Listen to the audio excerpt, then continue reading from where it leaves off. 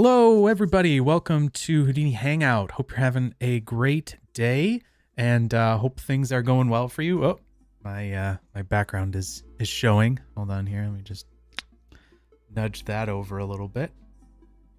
I think it's blowing in the wind because I have a fan on. Let me turn that off.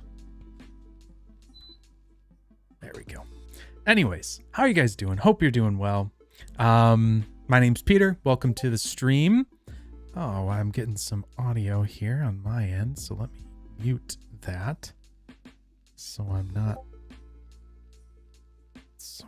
dealing with all the beeps and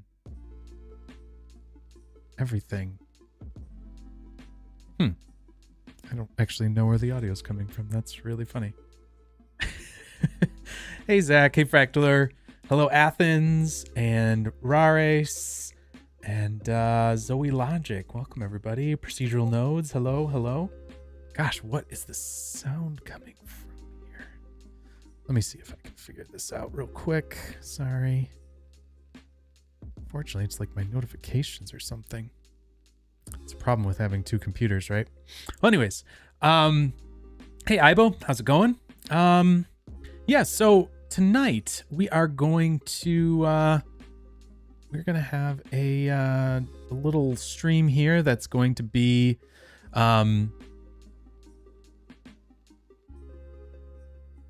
hopefully it's okay to follow along with this hangout today. Yeah, hopefully you'll be able to. I don't see why not. So what we're going to be messing around with tonight is we're going to do like this grass cutting simulation thing that somebody suggested. Yeah, my mouth's working great. Yes, anyways, sorry. Seeing myself over here, and I do not like that. Go away. So looks like Angel Rivas suggested this on Discord in the little suggestion area that we have there, and I thought it looked pretty cool. It's like simple, but it's kind of an interesting little concept. So we'll do a very basic version of it, but I posted the link to it here, and I can pull that up and we can take a look at it real quick here. So we'll look at this in a second, but so tonight obviously we'll be doing something kind of from scratch here. We'll you know, who knows exactly how I'm gonna go about getting these things put together, but the idea definitely is that if you have any questions or thoughts or comments or ideas of how to do things better, feel free to throw those in the chat. Always happy to have people give their 2 cents and hear comments and ways I could do things better, or if I haven't explained something.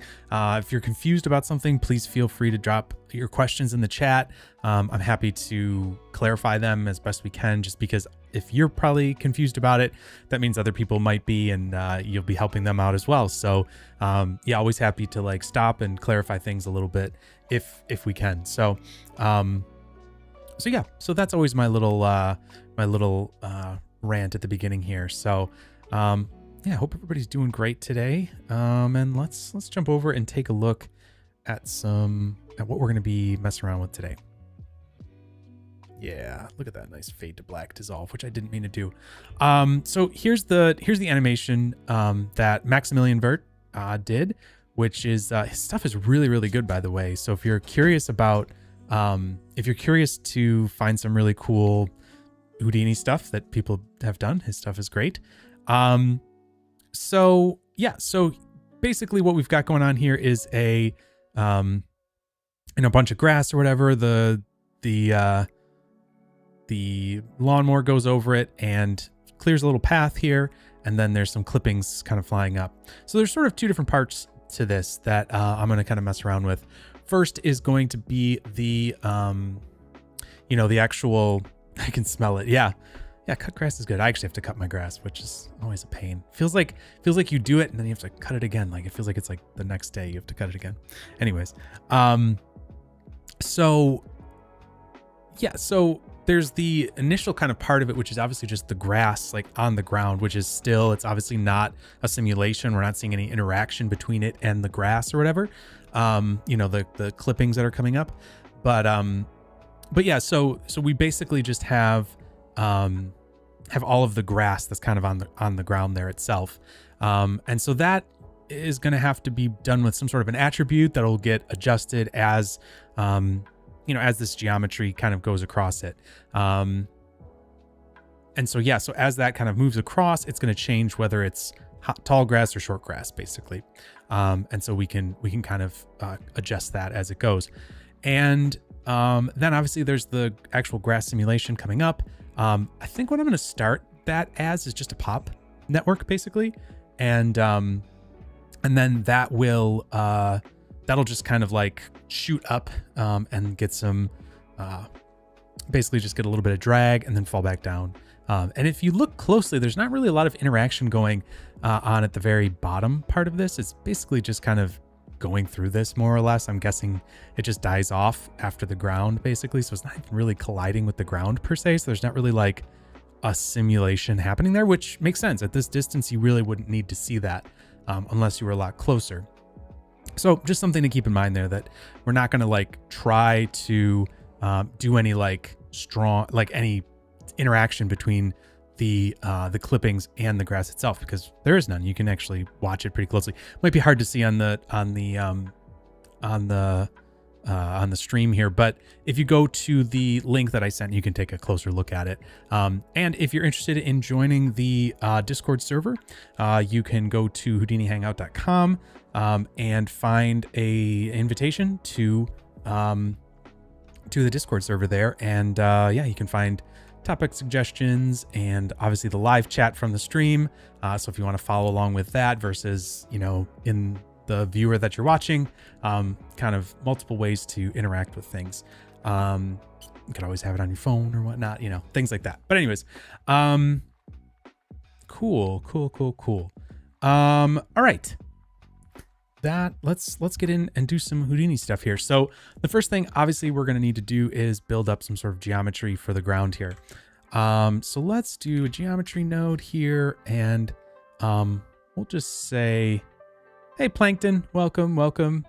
Hello no dinosaurs, welcome. Let's call this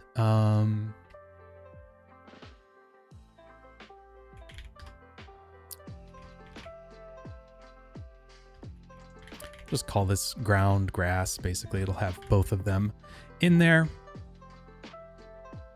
Can we get wind moving grass sim with a velocity field? Yeah, you could do it with the velocity field.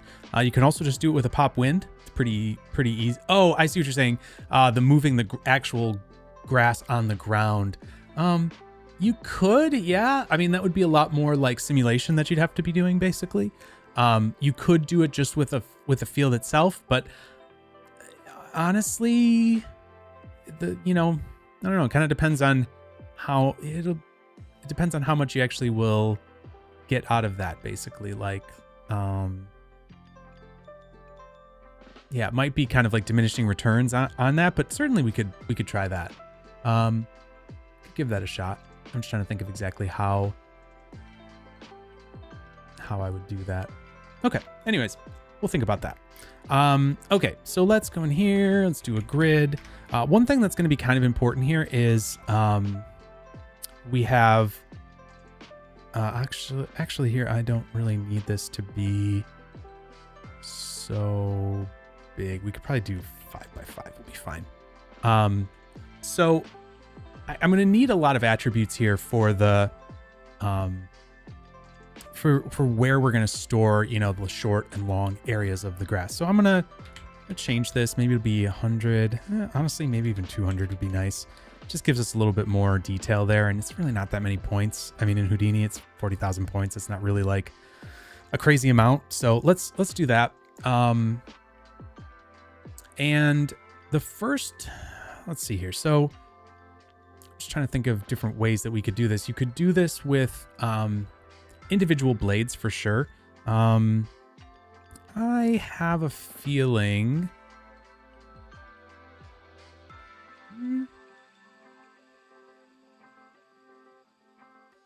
Yeah, you could kind of do it one of many ways. Like, so what we could do is we could do the scatter in a line maybe here. Actually, no, I like to do it this way. I like to do my scatter first. It's a little bit strange because scatter in a line can do a lot of what scatter does, but I actually really like the ability to kind of refine this, like scattering separate from like your orientation stuff. And the scatter in a line, you can do all the orientation, you know, attributes and things like that with. So let's go in here. We got a bunch of points.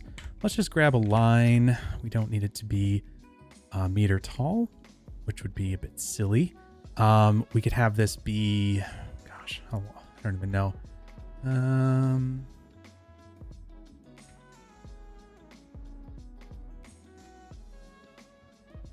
we'll do it like that. I don't know. That seems fine. We'll do it a line like that. Maybe we'll give it like 8 points. Maybe like 10. Maybe we'll do 10 points. Okay. And then what we could do is we could do a bend on this. And I like to do it where if I snap it, go into my viewer state here, I should be able to set the capture region and just do that. There we go. And then we can get a little bend on it, I guess. Now you could do this. This is going to be kind of the simplest way of doing this. And then we could do copy to points. And then we're just going to get our geometry here, copy it all over like so. And obviously we're getting all of that. We can pack and instance it. And that'll just make sure that we're, you know, making less geometry, or, you know, we're not overdoing it and things like that. So we can do it either way. Let's come in here. Let's see if we do like 100,000.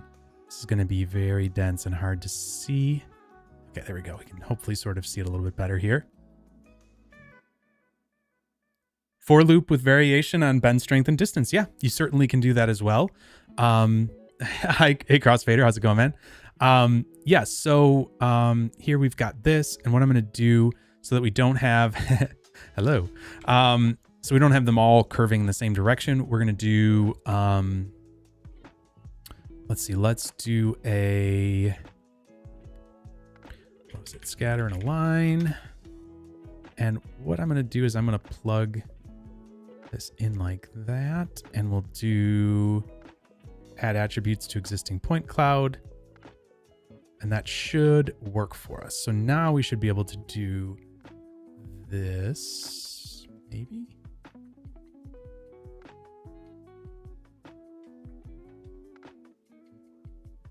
Oh, right. I must be in the wrong alignment here. So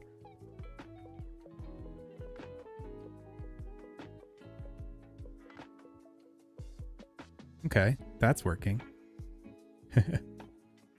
That's funny. All right, let's see here. So that's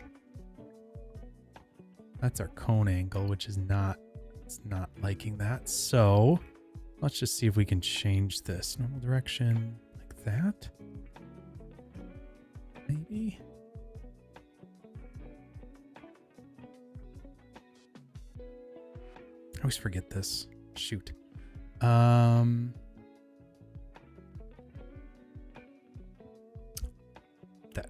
That could be helpful. Thank you. Yes.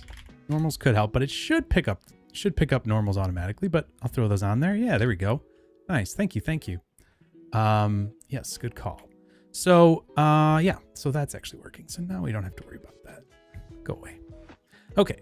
So we've got all of those grass pieces like so. And like Crossfader mentioned, you can do your copy to points in a loop, right? So you could do those in a for loop. For each loop, sorry, for each point.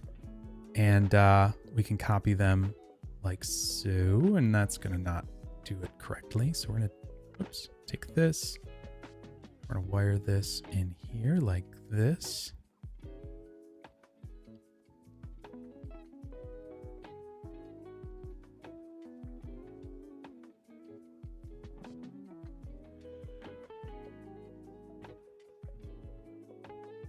And yeah, so we have a lot of iterations here. So what we should probably do, first of all, I can reduce the numbers being scattered here. There we go. Just to kind of get this working first before we are taking up time with our loop here. But what we could do is we could do a couple different things. We could grab our meta import node here. So this is going to be our metadata. We've got our iteration here, so we could actually change the line length based on which iteration we're going through this for loop. Now this is coming in over here. And so this is a little bit, it's like not actually like showing that it's inside of this loop, but it will get updated with each loop that's happening there. So what we could do is we could do a couple different things. We could do, we could adjust the P scale here. So what we could do is we could do an attribute adjust float.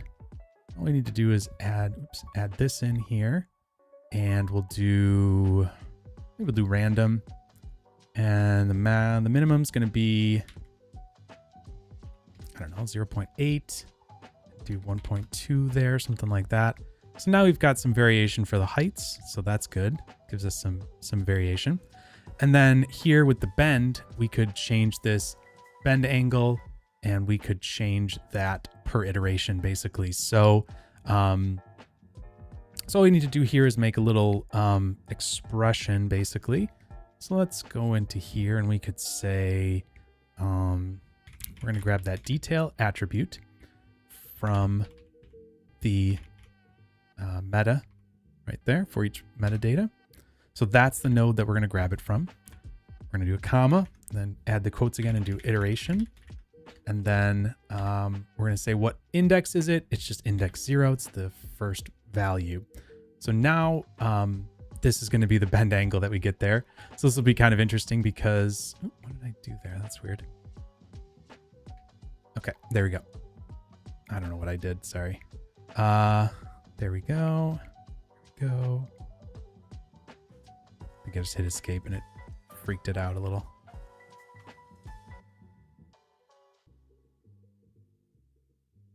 There we go.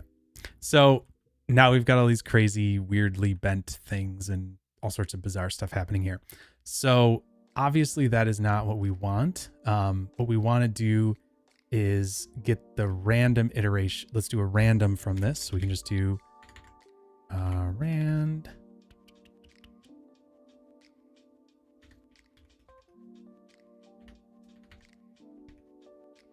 Hi, Leonard. Hi, buddy.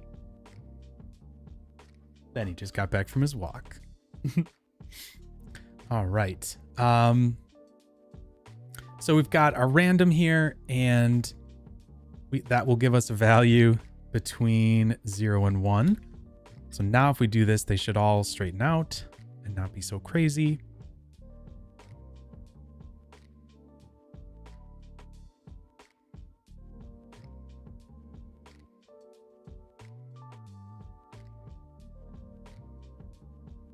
Why is this slowing down so much? I feel like something really weird just happened here. Huh. Strange. I am not sure why that's being so slow. I'm just going to go back up here and see what my viewport's doing. Okay.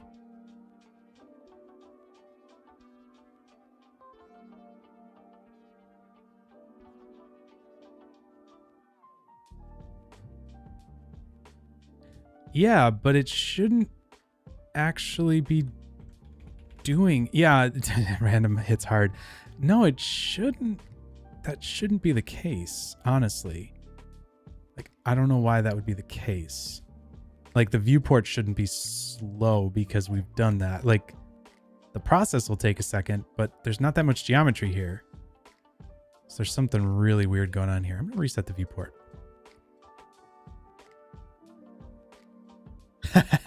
Mine runs fine, and he's got a better PC than me. Maybe. Huh. Merging iterations. No, it's only 10,000 points. All right. Hold on a second. I'm just going to restart my Houdini here.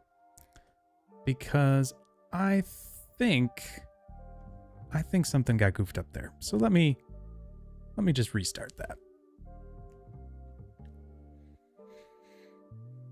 Take a swig of coffee.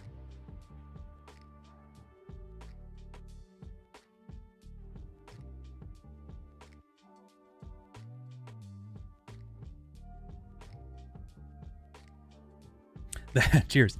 That is a good point though, Zach. If you have merging iteration, so it wasn't 10 billion points. No. Yeah, thank God. That would be crazy. Okay, let's see what happens here.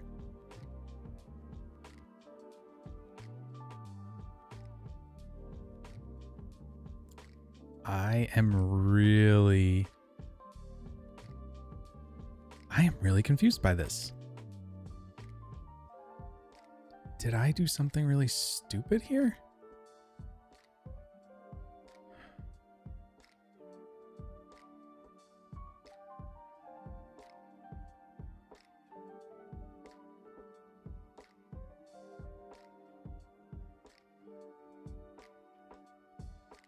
Interesting.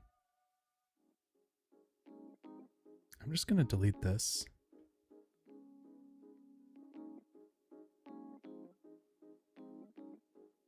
Weird.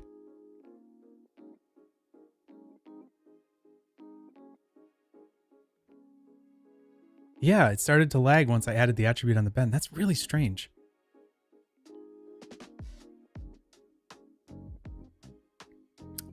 Let me just try something a little different here. Let me add a spare input. Let me throw this over here. Let's see. Can I do this? Oh, sorry. I'm not sharing. Thank you. Thank you. All right. I am going to add a spare input on this here. Okay. Maybe this is the way I want to do this actually. Okay, so I'll do the detail. I think we do -1 there. And then again, it's going to be iteration 0. And I'm going to do random just to see if this does anything. If this goes bonkers or not. Huh. Yeah, my computer's just not happy about that. Copy to points is not packed, but it's only 10,000 points. Oh, it is packed. It's packing each of them individually. That's what it is. That's what it is. Thank you. Yep.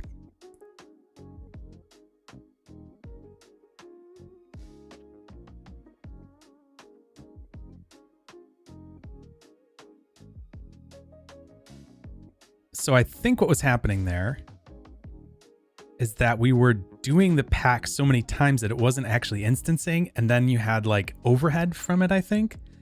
So I think that was what the problem was that it's like, yeah, I think it was like packing it for every point it was packing it. And that doesn't make any sense. Like it wasn't like, because each time you're going through this loop here, you're doing it on one point. So packing it is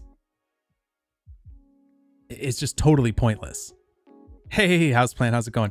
Ibo is saying, do you know a good flow to do this with the hair stuff? I was thinking about that, and I don't know the hair stuff that well off the top of my head. Oh man, that was a pun, and I didn't mean for it to be, but holy cow, it was good. That was a good one. Yeah, there is a way to do it with the hair stuff actually, and you can get some of that same variation. I'm just going to do it this way for right now, just since I'm already here. Let's do this times 30, and that should give us the randomization we had before. There we go. So now we've got a lot more just total randomness. Great. So let's do a compiled block.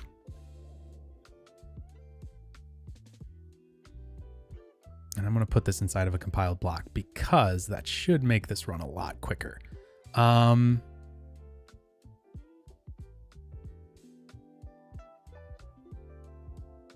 not sure if we have to do this or not, but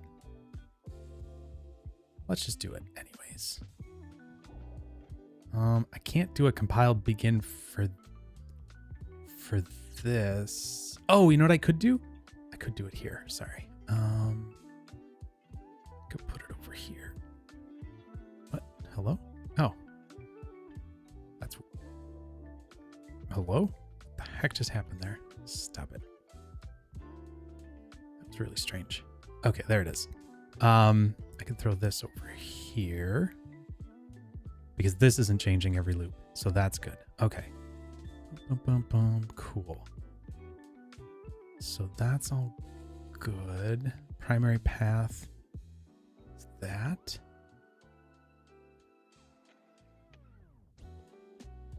What is it mad about?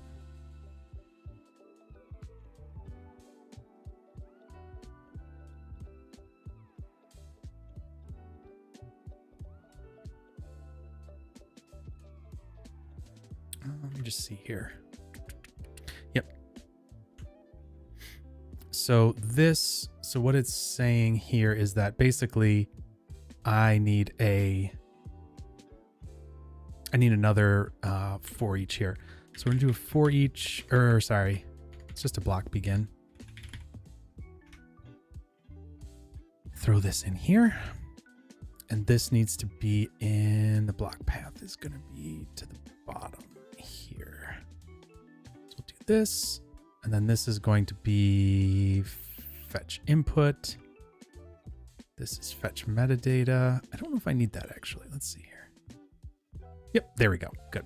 Okay, so what it was complaining about was control S before it explodes. I have control S already today, Fractaler. Thank you though. Thank you. You know me too well at this point. Okay, so what it was complaining about was I have this compile block here and I've got the for each block. And what it actually wants is for these compiled, these compiled, actually, probably, I'm just going to throw one over here. Just, why are they both selected? That's weird. Okay. So basically it was saying, hey, you didn't have a block begin over here. And this block begin needs to be set to fetch input, which basically just means you want it to fetch this input here. And I think it doesn't have to do that every time, I don't think. And you don't want to be set to fetch feedback because feedback would mean that it's doing, the loop and this is going through it. So this is just an input. And actually it looks like it is inputting that every time, but that's okay. Okay. So we've got our enable compiling here. We got to come up to our for each. What did I just click on there? Yeah, there we go. And we need to multi-thread when compiled. Hopefully that will do something nice for us here.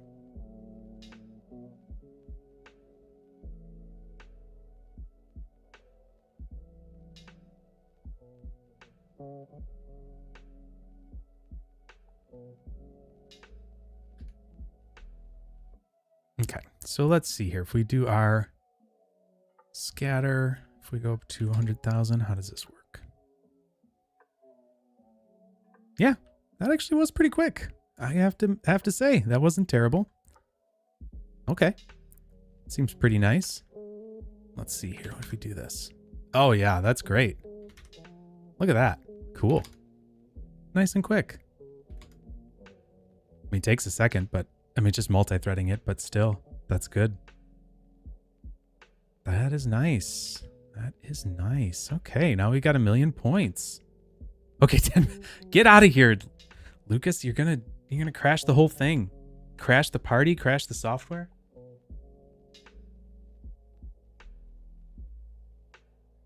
I think we'll not press our luck too much here. We could try to go a little further with it, though. Let's see. What about 200,000?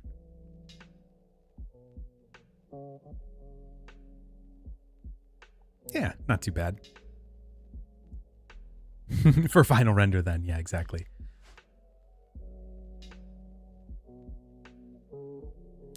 So the only bad thing here is that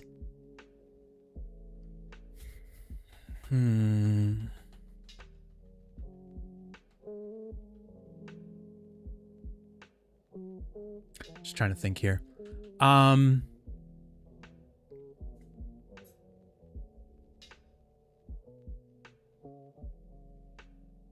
kind of wonder if we couldn't do something kind of funky here, because I'm trying to think of how this is going to work, right? And right now we've got all of these. That's so hard to see. Sorry, I'm going to turn this down, actually. It's a little hard to see. Still hard to see. All right, let's do it like this. Cool. Okay, so we have this whole thing here, and what we need is for it to have a tall and a short version, and we need a way to blend between them. And I'm kind of thinking that there could be an easy not easy way, but there could be a way to do this.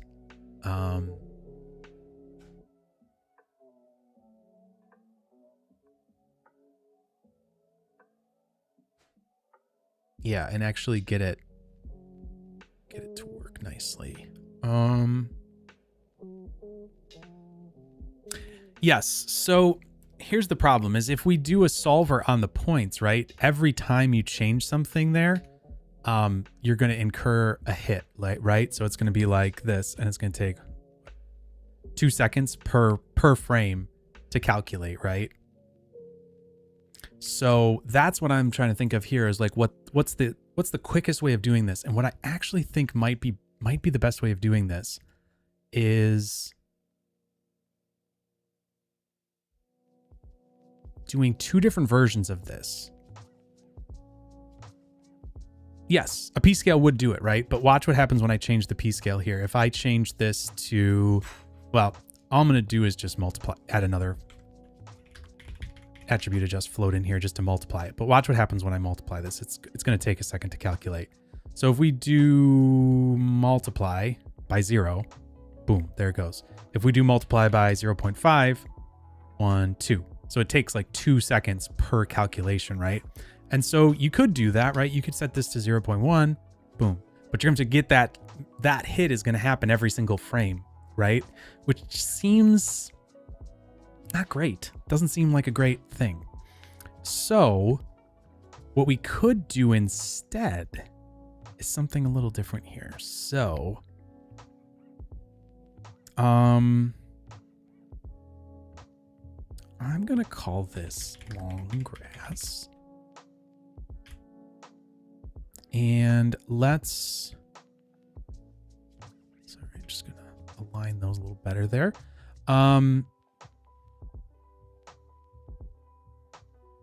Okay, so this is going to be our, yes, I'm thinking a blend would work. Like a blend shapes. I think that would be the best way of doing it.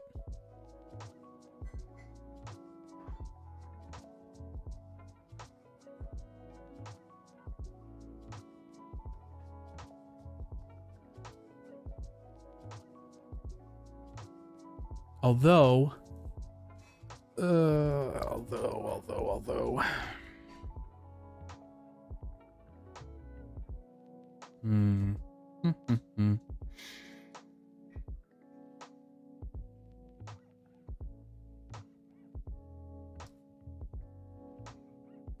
the only problem here is that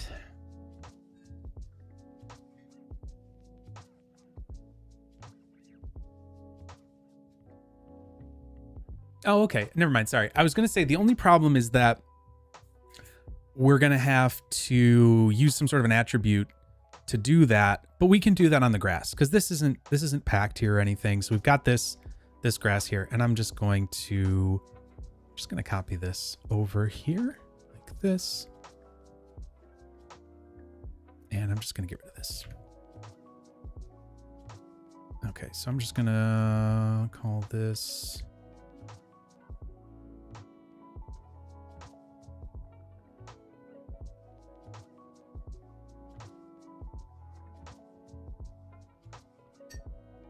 if you're going to carve, no need for 8 points. That's nice, at least. Well, you would need points to be able to have it bend, but yeah. If anything, I would do like a clip like a clip by attribute type of a thing, but and not a carve, but yeah, that's just.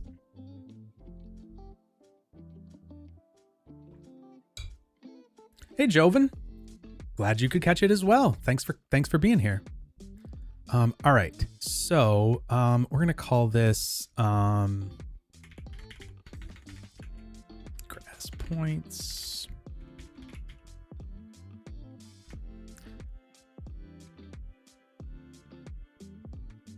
I would say the same. I'm not sure what you're saying the same to, but that's cool. I'm glad. We'll call this short grass. Okay, so let's see here. So here's our long grass, and we're gonna blend over to the short grass.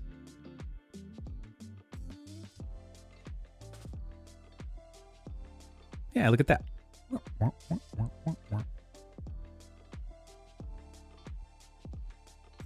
Cool. So now what we could actually do here is a couple of interesting things. So let's draw a curve.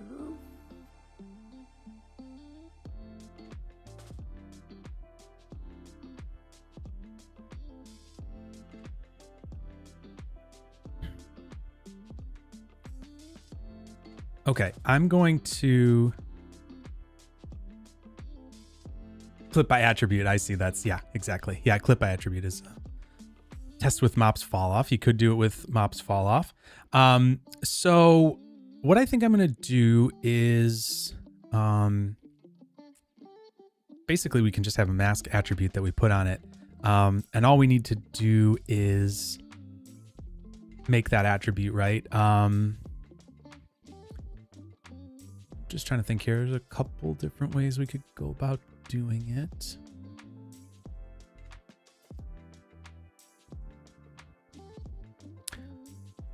Actually, let's see. Let's just draw a curve here real quick. We'll use this for our path that we're going to cut basically. Ooh, is anybody going to the Hive tomorrow? It's a great question. I wish I was, but no, not I. I'm a couple thousand miles away. Okay, so let's do this. And I am going to do an attribute create here. And I'm just going to call it mask. The value will be 1. And it's a float. And I can just do the same thing here. And we've got a mask. Runaway mower. And this one's going to be 0, just so we can blend between the two a little bit nice here. I actually was able to wake up at 8. I don't know what 8. Well, it's not going to be like streamed or anything tomorrow, so don't be confused by that. There won't be any stream or anything like that tomorrow if you're thinking it's a weird time for you. But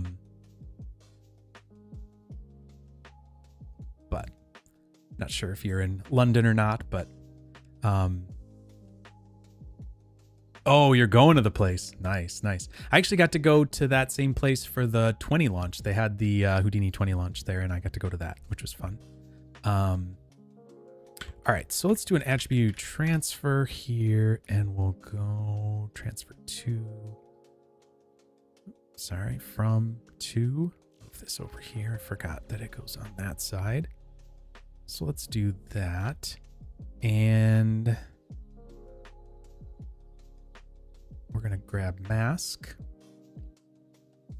And this is obviously going to be too big because the condition is like 10 for the distance, which is craziness. And right, the curve is a... Oh, England won in the World Cup, huh? That's interesting. You'll make it. So the reason I'm doing this resample here is because with the curve, it's just it's a Bezier curve, so there's just points here. And so you need to kind of resample it so that you have some more points in there that this can actually pick up the attributes from. So we'll just take this down like so, and then we can give it a little width to blend with. You need to have the same attribute on both the source and the like the source geometry and the geometry you're transferring from, and that'll allow you to do that blend with. Otherwise it doesn't work. Sample count's not really gonna matter. Okay, so what I'm gonna need to do here, I think, because this, I don't think that's just gonna like work by default. Hey, I guess it will. Never mind. I was like, I don't know if that just is gonna work, but it does. It does. Cool. I was thinking I had to promote it or something, but looks like just having it as point attributes is fine, and it must take the maximum. I don't know, something like that. Maximum maybe. So that's cool. And what we can do here is we could adjust the distance threshold, and that'll just make this a wider or skinnier little thing. And now there's a couple different things you could do here.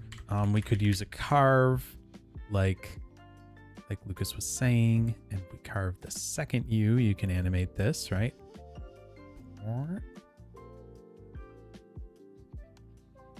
There you go. So now you've got a little path that will go around. And I'm pretty sure, isn't there like an extract?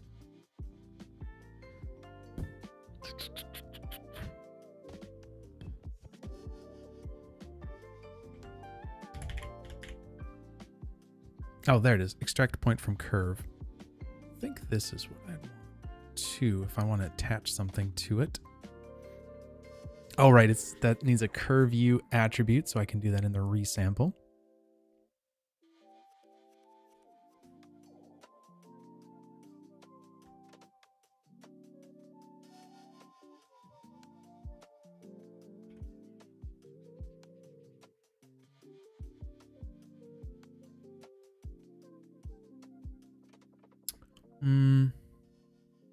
Yeah, that's not actually going to work. You could do it after the carve. Yeah.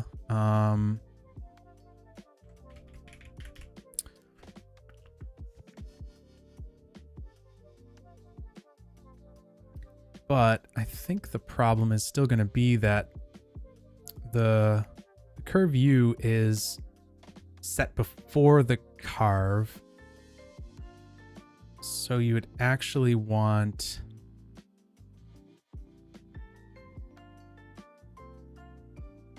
You'd almost want to resample after it just so you could get a new curve view with the length of it, and then you could have this be at the end of it, basically, and get a point from it.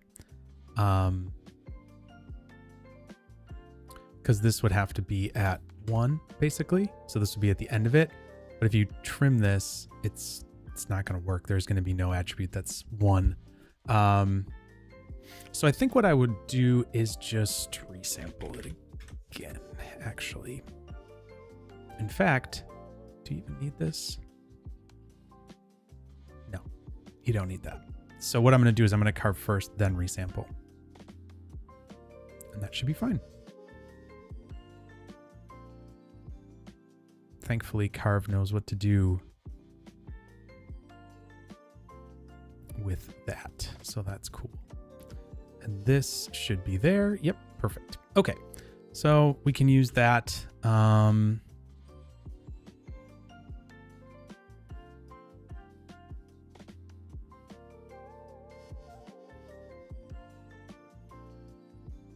I'm just curious.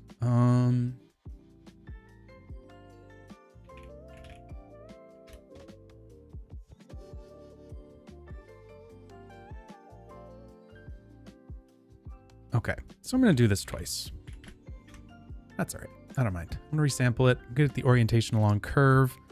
That should give us a normal and an up vector. Then when we extract this, we should also get the N and the up from it.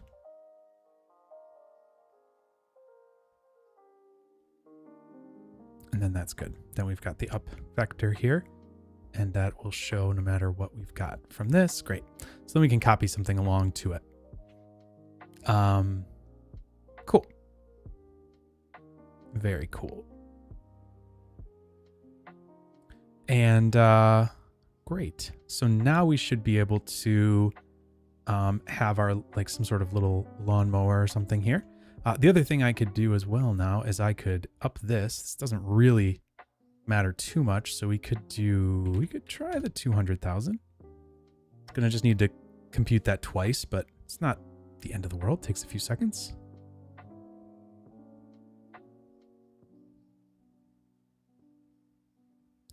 Bum, bum, bum. There we go.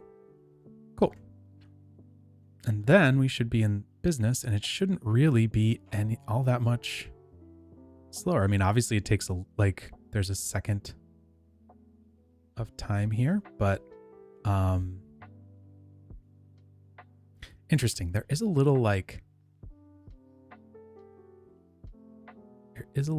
something going on there. Let me see what's happening there.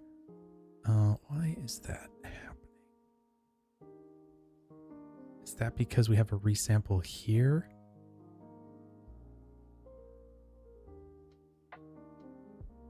Yes, it is because of that.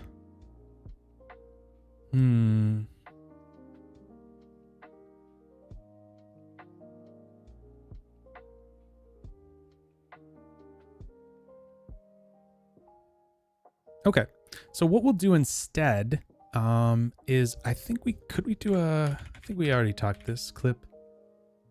We just do a clip.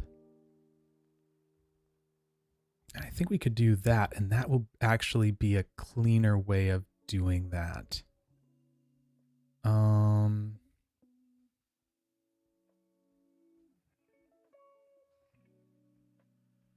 Yes, I think this will be a cleaner way of doing it.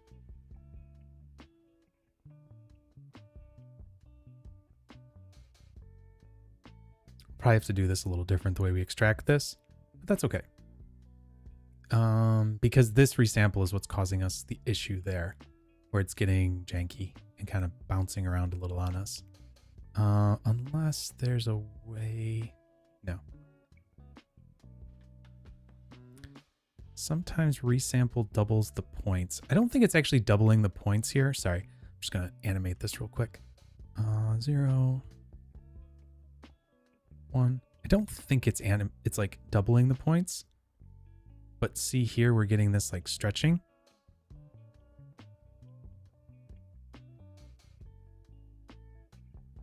So that is because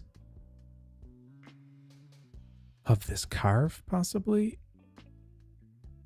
Yeah, it's doing something weird there. Not sure why it's doing that, but that's okay. We can definitely, we can make this work. All right, let's go to that. Let's see here. We're going to turn on curve view for this. I don't think we need this either, so let's take that out. Let's throw a clip in here. Clip attribute, we're going to use curve view.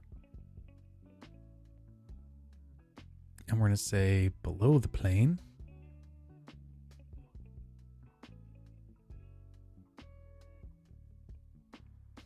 Okay, so that seems right.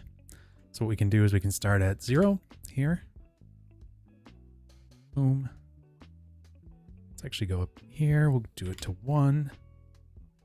Keyframe that. That should be good. And then what we could do is, let's see here. Yeah, we could probably just do a group.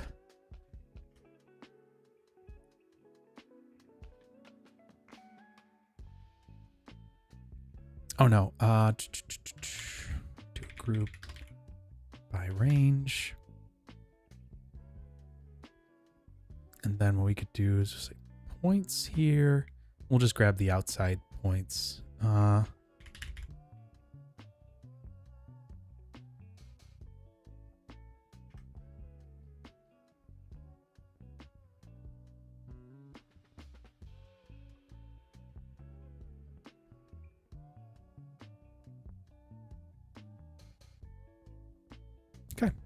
That should work.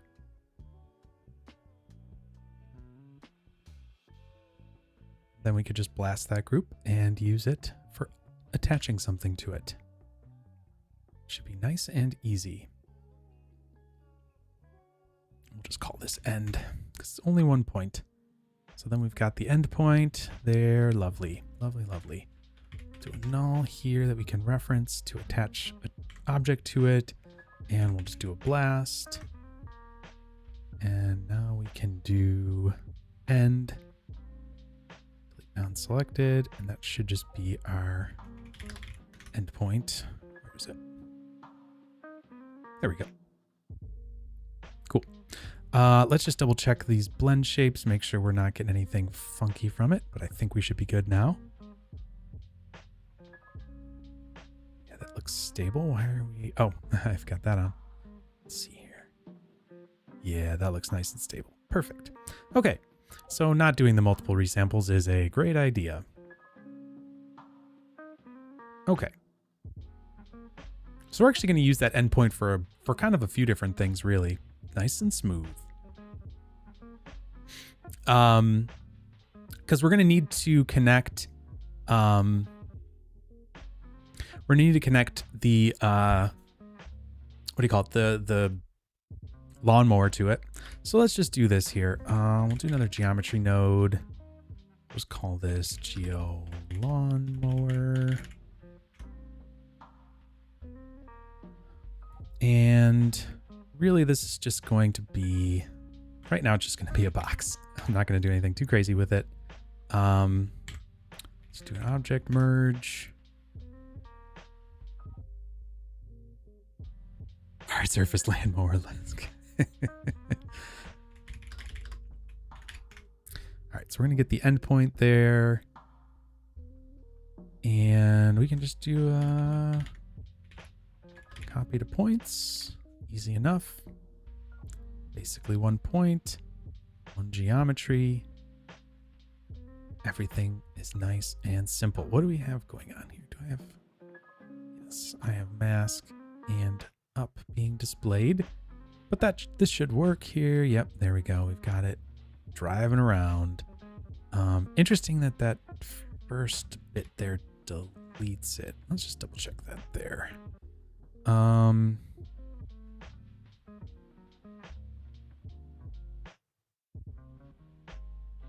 Okay, perfect. We're just going to start at 0.01. All right, and then we can just transform this down, make it work. Okay.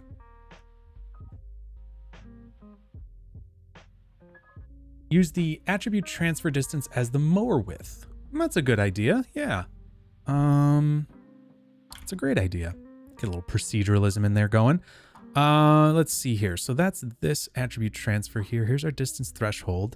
So we would have to do that as, I think, the X size. So let's paste a relative reference there. And that is going to be half of it. So I think we need to multiply this by 2. There we go. That looks good. And then we should be able to, let's see, what I'm going to do is let's just scale this down like that. Oops. Then like something like that. All right. I'm going to do a match size here. Minimum, put it to the ground position. That's still a little too tall. We'll do something like this. And yeah, for now this will be fine. This will be our lawnmower box. It's a really great box. Look at it. It's so good. Oh man. Nobody's ever seen a box like this. It's the top box. Okay, that gets to be red. Put a null down here. Out. Mower. Can always add some more to that if I wanted, but for right now, we'll just leave it as is. Okay, so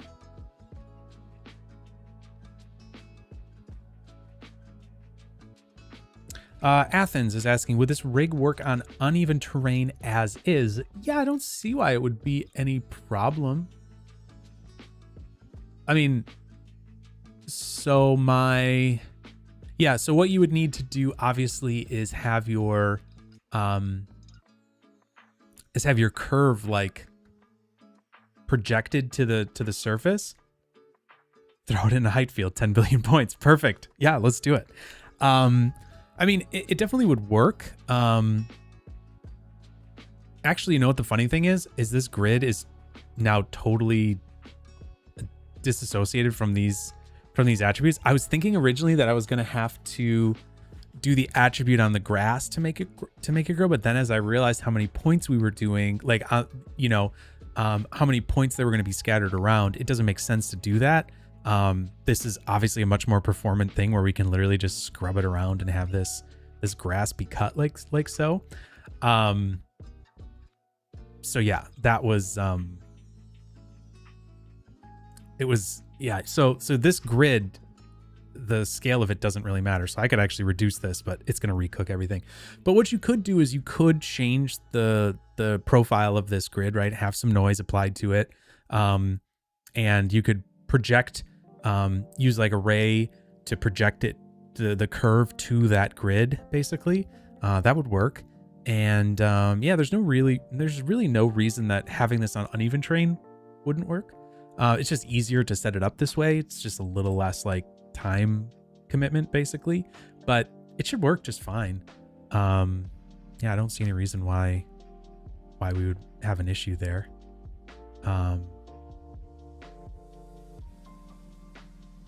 And the other thing too is if you wanted to have this like offset, differently here, if you wanted to have this moved a little bit, you could just throw a transform in here. And this, let's see what we'd move that back on. What is this the longest on? On Z? Is that right? Yeah. So you could move it back a little bit in Z, and then it would be more or less like where it's cutting from, like that, right? Or you could move it forward not that much. You could move it forward a bit like this, and then you'd be getting it more like, like that, basically. So, kind of your call if you want it to look like it's being driven more from honestly, probably from the back makes a bit more sense than from like the middle. You're pushing a lawnmower from behind, right? So that feels like that makes more sense than doing it like this. This feels like it's like a little bit like weirdly drifty, right? Feels like it's drifting a bit. Whereas if you had it like this, it probably makes a little more sense. Yeah, that feels pretty good. Anyways, but the real benefit here is that if we do some change to this, right, and have all of these, oh man, that's so hard to see. Let me see here. I could just change the color of these. Like basically this is the nice thing about this is that we can come in here and we can really kind of like, I don't know, tweak this simulation without having to, without having to worry about all of this stuff up here recooking. This has basically been cooked once, and then the real, like, all of the time dependencies are from here downwards, right? You can see there's your time dependency nodes. And so really all of this stays cooked up here. So we can add more to it, right? Like we could add more to this scatter or less, right? We could reduce it, and it's just going to compile each of those two blocks, and then, it's just going to go through it, and then you get your less dense grass, right? So now we've got a much less dense grass that we're rendering out. But honestly, like at 200,000, that's feeling like fairly good already. Like, I mean, granted, you might want to get a little bit more. And truthfully, what you might want to even do if you were doing something like this would be to have them be like little clumps of grass instead of individual blades. Like that's kind of a silly way to do it, I think, actually, in the scheme of things. Like having them as little clumps that could be packed, that actually would probably, that would save you some memory, because you'd be copying already packed geometry onto it. But there's, you know, there's different thoughts there as well. Then like you'd have to, those would have to be randomized within them, and then you don't have as many copies of them, you know, blah, blah, blah. Anyways, so yeah, hopefully that answers your question about the height thing. And then I got into a million other tangents. Cool. All right. So we've got this going, and that's looking pretty nice. Great. There's our awesome lawnmower. Actually, what we could do too is we could just come in here, give this box a couple of divisions. Nope, not that axis, this axis here. Maybe like that. And we could just kind of, I'm just going to do an edit on this. Do stuff a little non-procedurally, but that's okay. Let's see, we want the points. So we'll do this. Just scale them down a little bit and maybe do something like that. And then maybe we do this here, a little something like so. I think M, yeah, M moves it around. That's right. Just going to kind of, I don't know, make some sort of little thing that feels a little more lawnmower-y maybe. Let's just grab this and only the visible stuff so we don't grab anything behind it. And let's just go maybe like something like that. I don't know. Just coming up with something. Actually, this back part should not look like this. It should probably be using some, it's probably more like that. But anyways, there we go. There's our amazing lawnmower that we just made up. Cool. Anyways. Yeah, look at that. Whew, man. I mean, sorry to, I don't mean to be, overly, what's the word? Oh, actually, look at that. Did it the wrong direction. I was going to say, I don't want to be too intimidating for everyone, but yeah, pretty amazing. Okay, let's just do this and then we'll rotate it. Whoops. There we go. Don't forget to bevel it. Yes, I should bevel it. You're right. You're so right. Thank you. I should bevel it. Really get the good stuff going here. That's what we want. And let's do a group thing here, and let's just select some edges. Right. No, that's not gonna work. All right, let's just select some edges here. I'll just manually select them. Yeah, it should have manually selected them. Why did it not? Okay, let's try this again. There we go.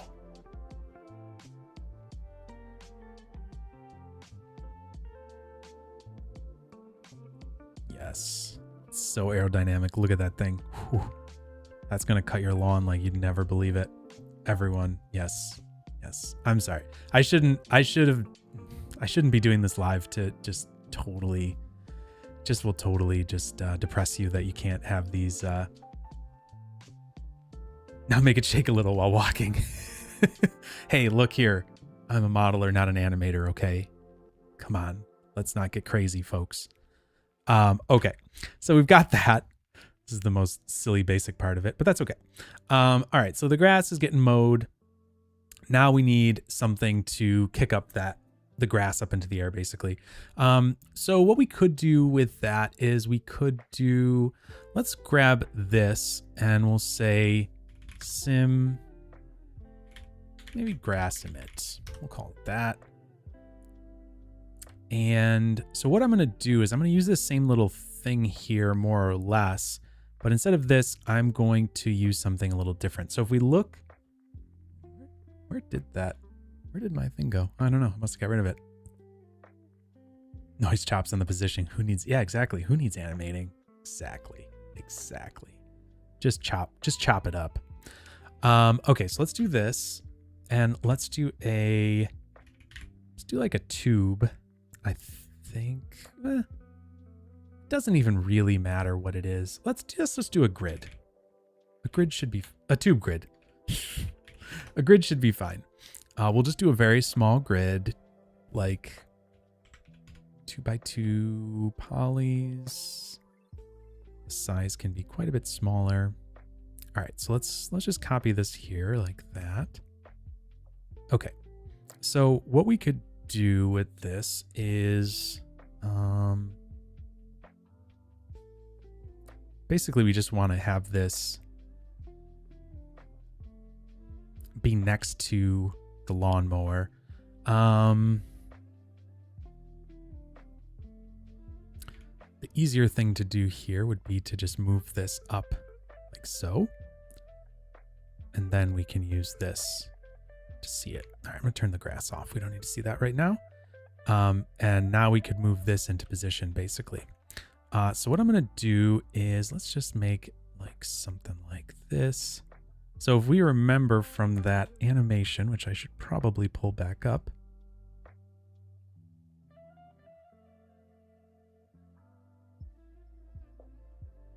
It was kind of coming up from next to it here, right?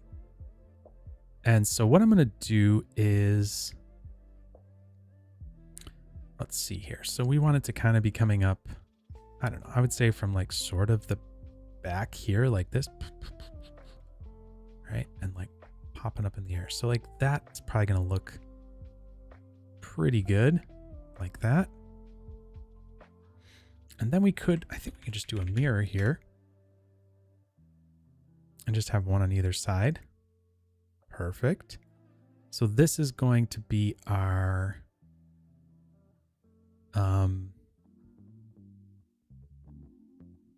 we're just going to call this particle emitter. And what we can do is we can throw this into a pop sim, and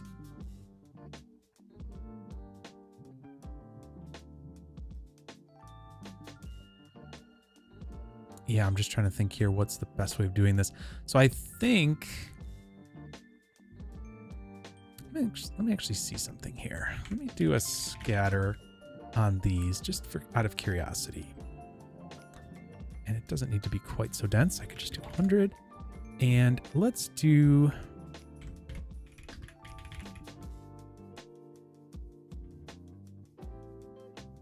no, I'll do an attribute randomize.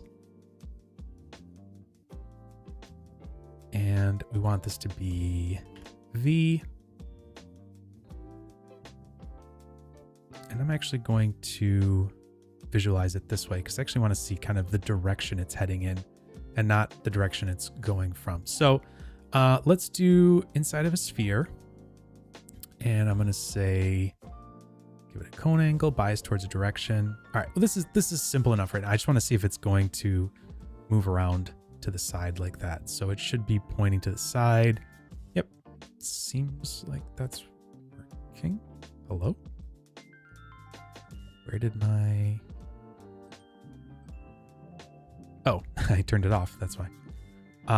Yeah, great.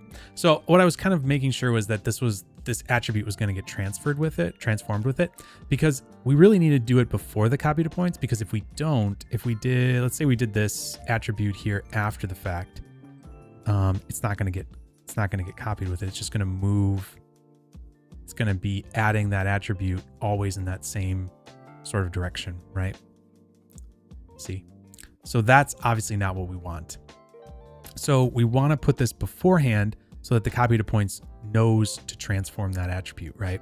So that it's going to actually move it and adjust it as this lawnmower is going. So let's see where this velocity attribute is going to live. All right. So first of all, this one here. So the direction is not that. Let's do it up like so. Great. We don't want it to go straight up. We want it to go back a little bit. So let's do it in the negative like so. Cool. And then we can adjust the cone angle here. So maybe, I don't know, something like that. And now we could probably scatter a little bit more. So let's do like maybe 200, something like that. And what we can do then is we can source our pops from this and have it randomly go from these points, right? You're never really going to be able to see where they're actually emitting from. But this should be random enough. And hopefully it'll be a good amount. So that looks pretty good. We'll have these two kind of little streams coming off of it. And obviously you could adjust this to your heart's content, have it go back, forward, whatever. I mean, this is a really bad lawnmower if it's doing this. Like, it shouldn't be doing that, but you know. And you might be thinking, well, why is this not going all the way back if it's like that? But that's because this has an up component. So really you don't want it. You'd probably want it like that, right? Anyways, this I think is just luckily dealing with those directions and kind of making sense out of them. There we go. Great. So this is going to be our particle emitter on the points there. There we go. Turn off that velocity visualizer. Just as a reminder too, this little point trails, you'd see them, but they're underneath like that. So it's kind of hard to tell exactly what's going on there. But anyways. All right, let's have our mower here. Let's grab this and let's do a pop network. My guess is we're going to have to really adjust this scale of this here, but for right now, this will work. And we'll call this grass pop sim. All right, let's do pop grass sim. And let's go inside of it. And then the source, the first input, we're going to use first context. We're not going to scatter on the surface. What am I going to do? Points? I'm going to say points is the better way of doing this. I'm just going to let this go for a second. Oh, that's so fun looking. Yeah, I think that's what we want, because I think all points is going to try to source from all of the points at the same time, which is not what we want. So let's do points. And so a few things we need here is we need a gravity force. We'll throw that in here. That was nice effects. Yeah, it's good stuff, man. I mean, it's really good. It's really, really good. Anyways, okay, so let's slow this down here. Now it's just drop into the ground. And what I think I'm gonna do is a pop kill. I'm gonna do this over here like this. And this is just gonna be basically within a bounding region. And let's enable that. And where is our grid? Or our grass, whatever. Perfect, that was awesome. Super easy to see. 5 by 5 by 5. Yeah, let's do this. 6 by 6 by 6. But what we'll do here is copy this parameter, paste relative reference, and do that as negative, I think, right? Divided by 2. No, just that divided by 2. That's right. And then I'm just going to give it a little offset. So we're going to say,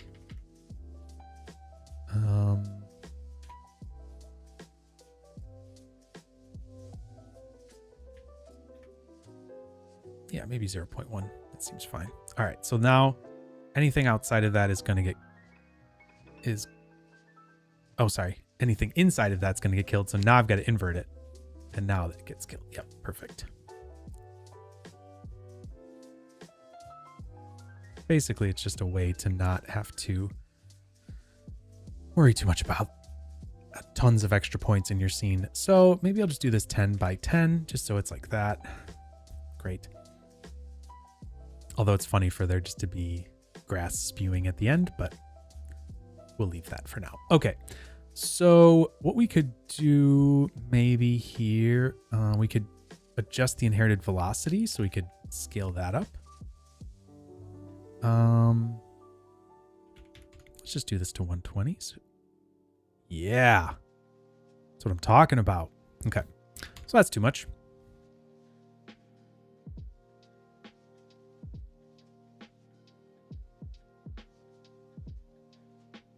Okay, so let's also add a pop drag here.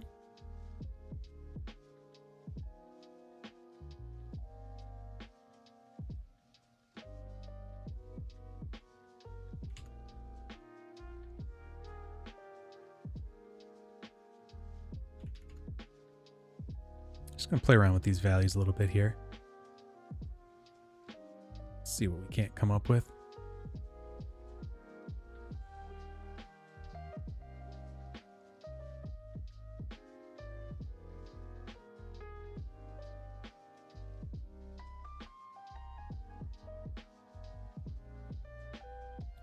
I'm just gonna really crank this up, just out of curiosity.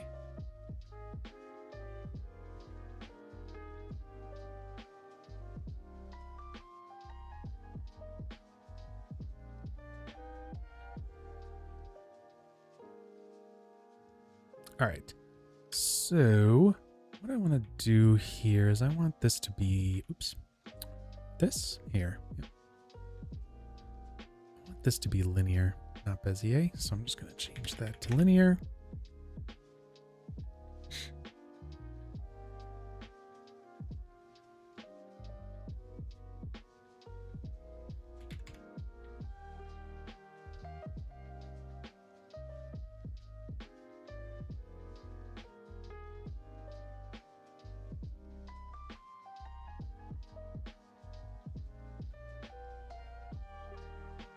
Okay, so let's do that. Let's do a pop wind. Let's start to just kind of build up some stuff here.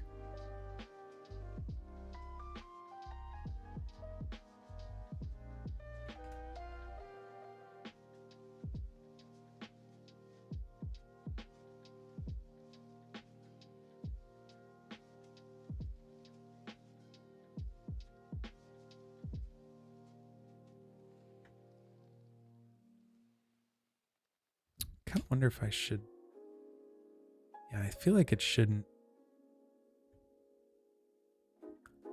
Definitely should not be swirling in the Y direction. That would be a little weird. Well, maybe if anything, I can do like tiny little bit. And let's change the swirl size down a little.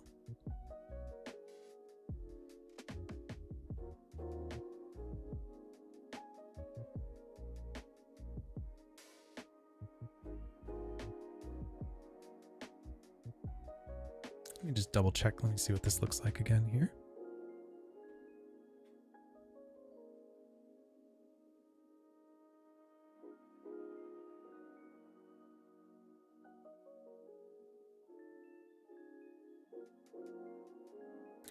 I think another thing I want to do is make less of them.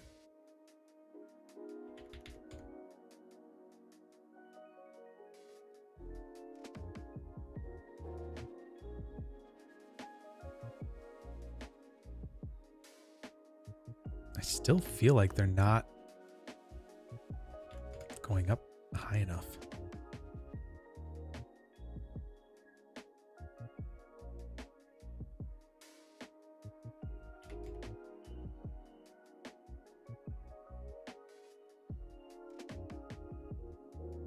Maybe that's feeling cool. I don't know.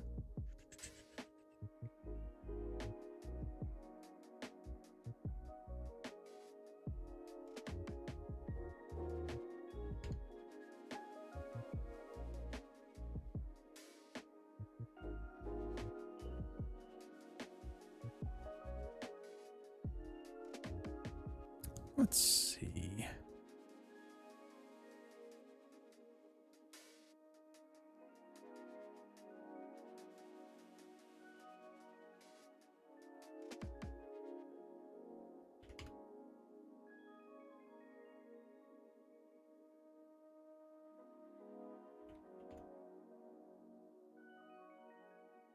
This is always the fun part, just playing with the little teeny tiny parts of this, trying to figure out what is working and what isn't. That's starting to look pretty good.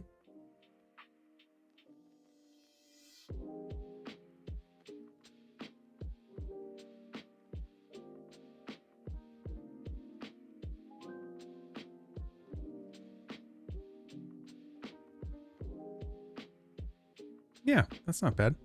I don't mind that. Okay. Let's see what this is looking like overall, just before we... You know what? It's taking a really long time for these to fall down, isn't it?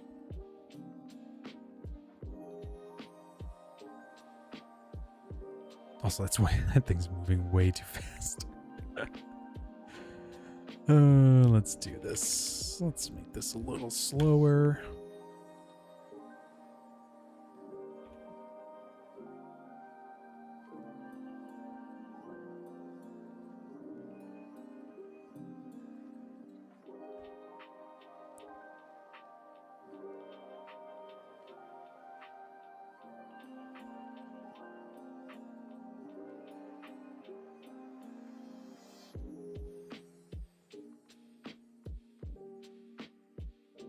Sorry, that's really probably very hard to see.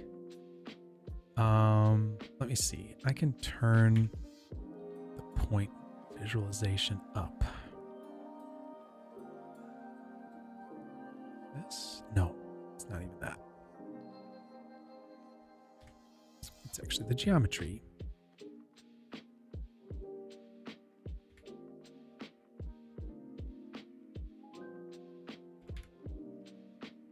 Oh. 6 was probably fine. 5 would probably be fine too.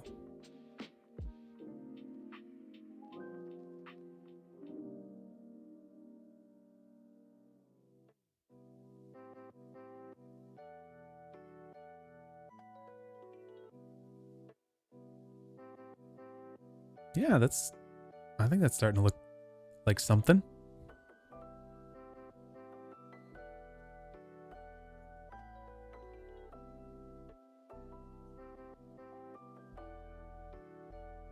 I think part of the trick there is having it kind of like kick up really quick initially. And like maybe it's still too many particles. I mean, you could certainly turn that down as well. Birth, we could do 500.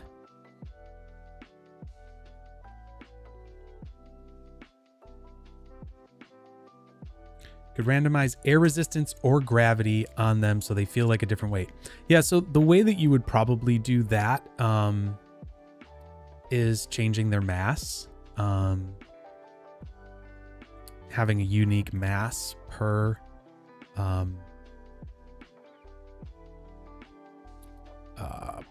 per point, basically.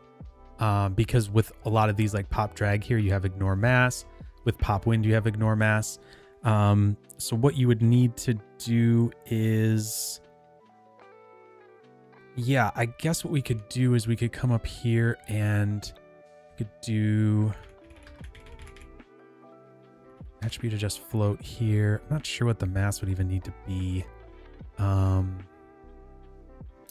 let's just do a random, call this mass. Yeah. So you're already starting to see it. I think.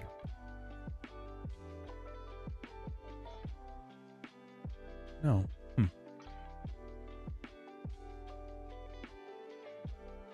Well, we never want it to be 0, so let's do 0.1 and 10. I don't know. I'm just curious if, like, I just want to see if there's like an actual difference here. Oh, right. We're ignoring mass right now. Duh. So that's not going to have any effect regardless. So let's come down here. No, yep, here.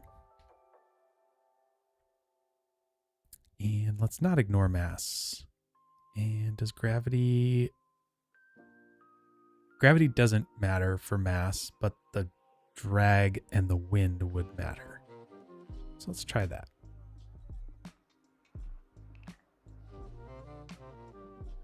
Yep.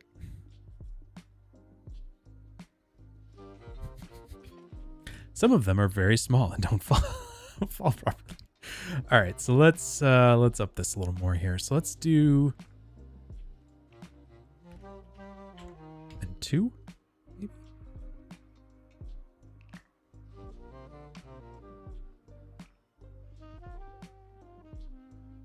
Maybe. those are the insects. My nose is running just looking at it. That's great. Let's see. 0.5.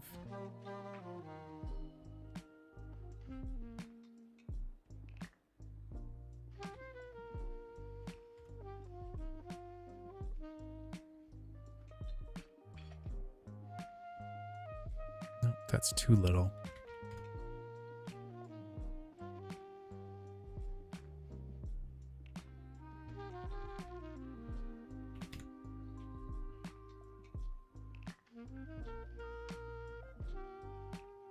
Yeah, that's pretty cool. Now we've got some variation.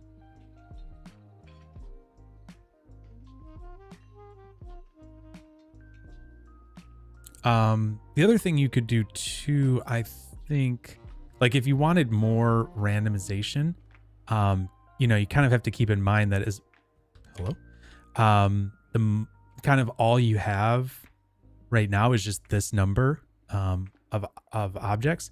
So if you look at this here, you'll see that we have, there's our masses, right? So we've got, that's kind of our distribution, right? Which is going to be pretty uniform.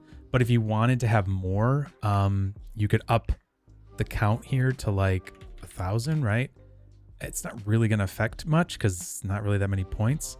But it will give you different, you know, it'll give you like a different randomization here, right? Like, so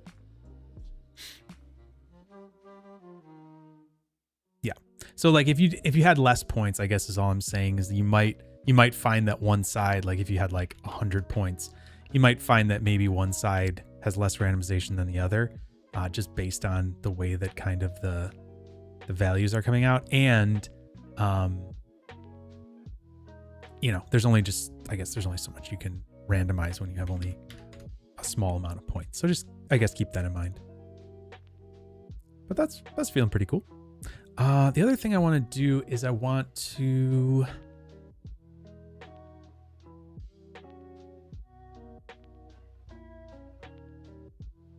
do, what is it? Pop spin? Is that what it is?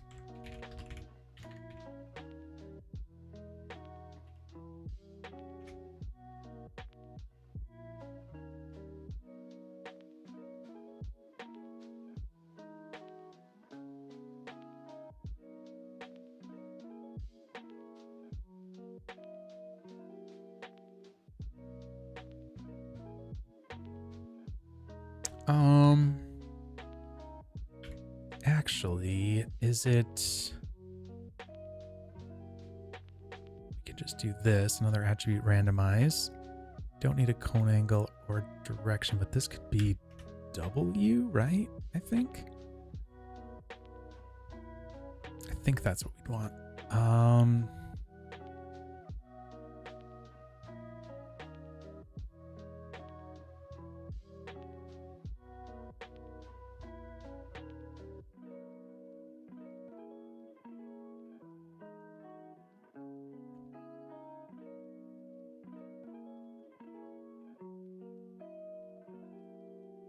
Guess maybe you can have can you have a particle with spin? I swore you could. I mean, you can because it's pop spin. So what are we dealing with here?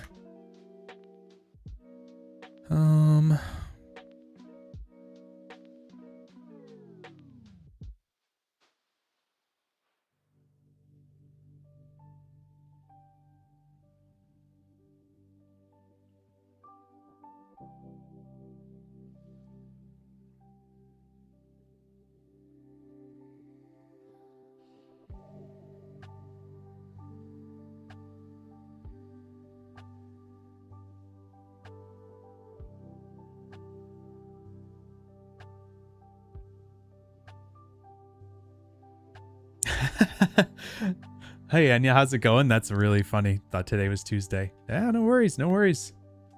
That's, all right. Good night. Good night, no dinosaurs. Yeah, I think this, right. This is actually overriding it, right?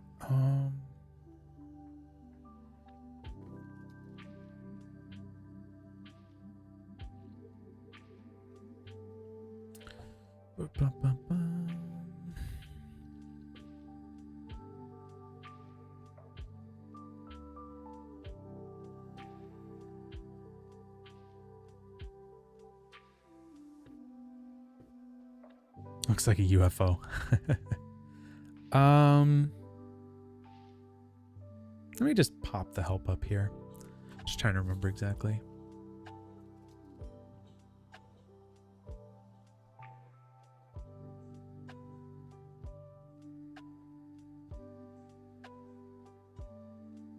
Ensures the orient attribute exists.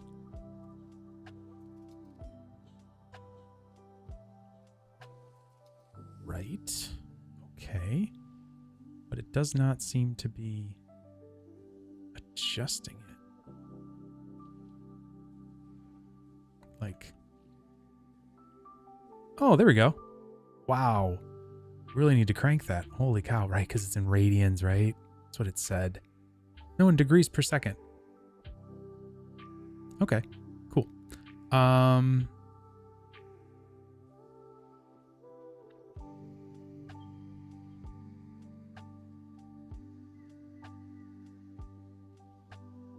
Okay, so we could do it.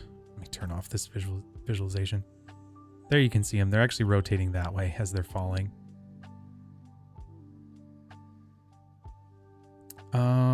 So we could do it.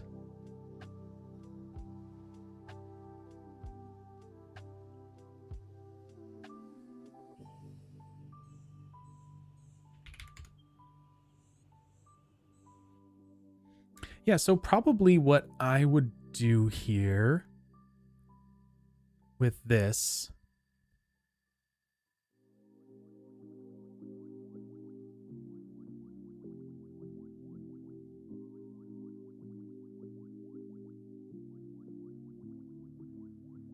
okay. There's going to be a little bit of vex here, but I think we'll be okay. So what I can do is use my little vex brush in here. It's pretty much the easiest way to get this to work. But you can see here we've got all of these things that are kind of randomly, you know, rotating and falling. Now they're obviously rotating based on the particle's orientation. So interestingly,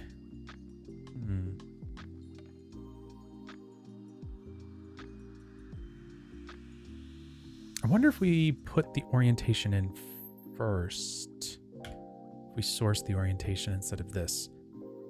What?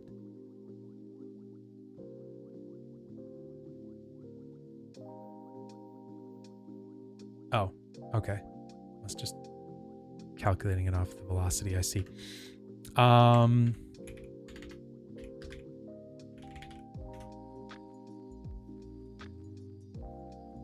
Let's say orient. And we've got all sorts of random orientations there. Let's see what happens.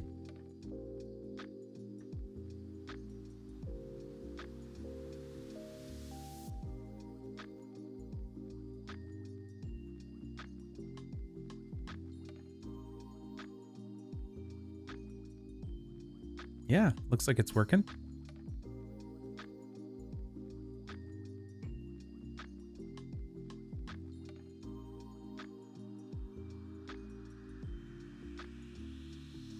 At least I think so. Seems like it is. It's very fun. The other thing that we can do here is turn off this. We can do some randomization here. So instead of it all rotating around the same axis, we can randomize the axis value, I guess. Actually, the axes are randomized, so it kind of doesn't really matter too much. I don't think. But let's adjust the spin speed first. So all we need to do here is spin speed. Okay, so spin. Oh, hi, bud. He looks so concerned and worried. He's like, I don't know. I'm going to hit my head on your microphone. very scared. Anyways. Oh, that's funny. Spin speed. And we'll say times equals. And then we can do random. We should have an ID in here.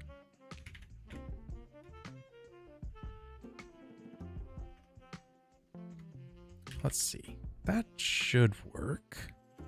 Right, we have ID in here, right?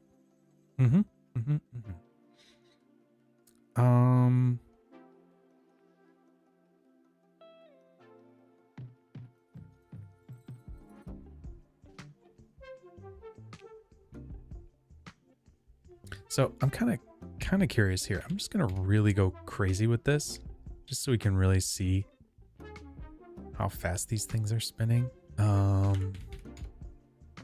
Let's just go nuts. I just really, really want it to go crazy. Ah, you know what? Is pop drag?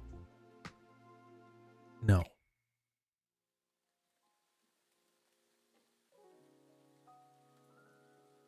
Interesting.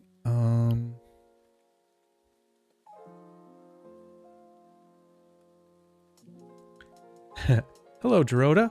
Do I know if the side effects team will be participating at SIGGRAPH? I'm not sure to what extent, like the what extent staff will be there and doing things. I do not know. Right now, obviously, most of the attention is on the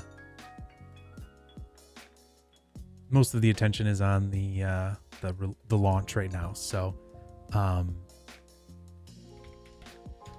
just gonna go really crazy with this.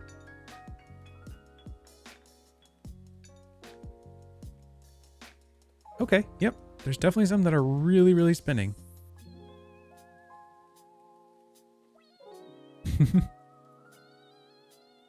Okay, and some that aren't.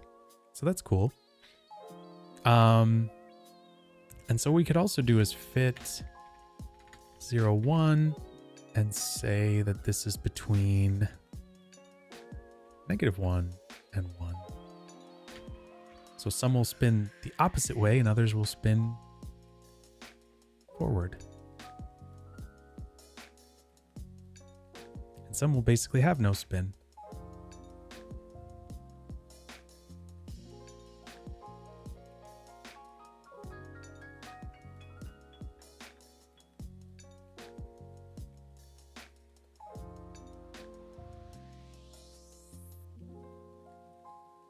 Oh. I think it's liking that. Is that better?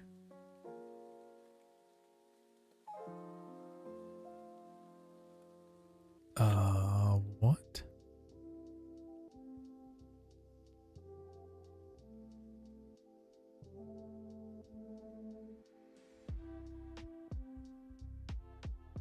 What am I doing here?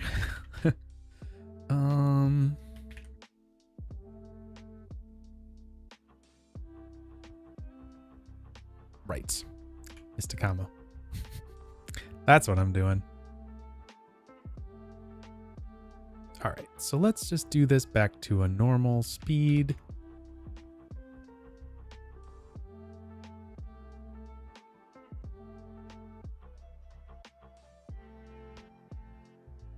Great. All right, so I'm going to turn off those particle origins. And now what we should be able to do here is we could say pop star. Could do copy to points.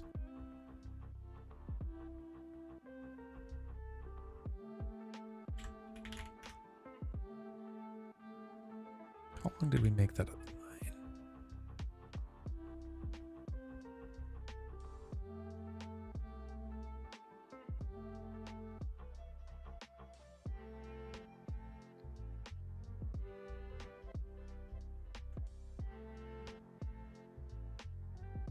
.1. So why don't we say it's like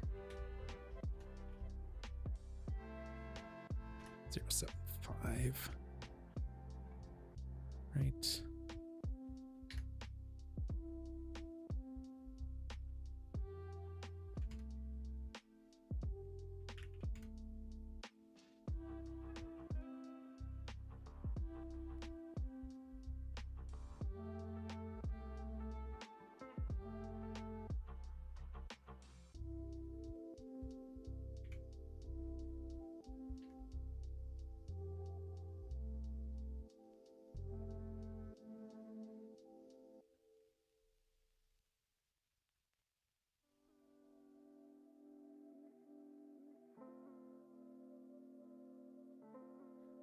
right. I actually think let's do 0.6.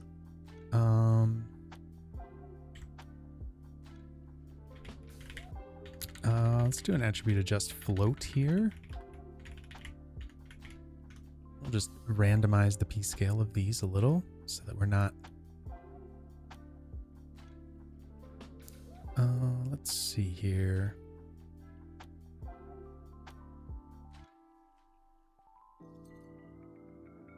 Okay, there we go. By ID.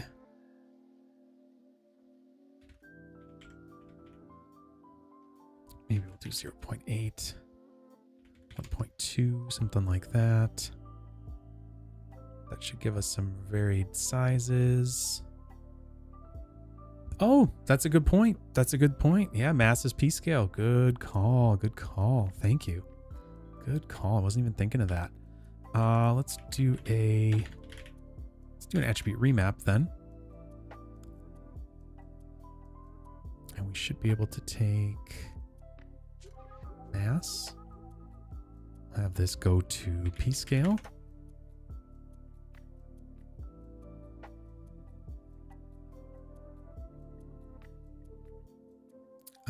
And so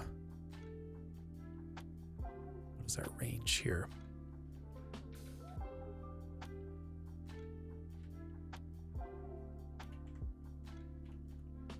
Great. Good call. Thanks, Ibo. Great. Great suggestion. Very good.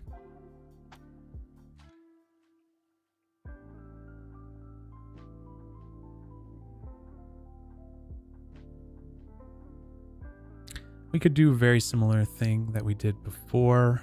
Since this is all basically just stuff getting cut off, we'll just do another just bend process on this here.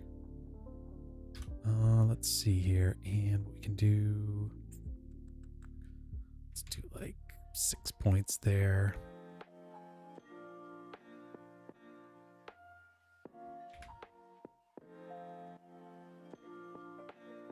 We'll just give it a little bit of bend. Yeah, 20 seems good. Just a little curve to it. Yeah. I'm just going to keep changing my mind back and forth. There we go. And so now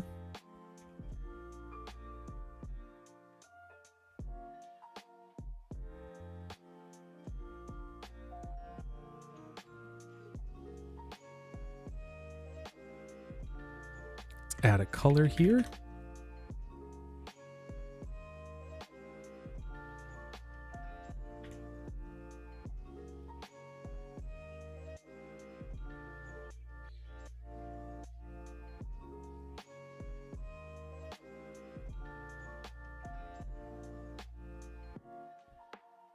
Yeah.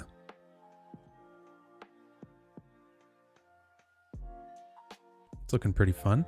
And why don't we, just for kicks, let's go over to a LOP network here and just see what we can come up with.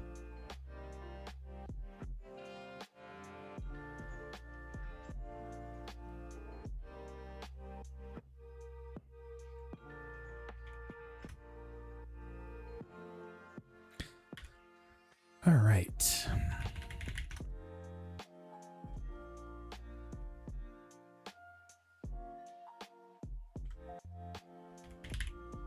Let's do a scene import. If I can type scene import all.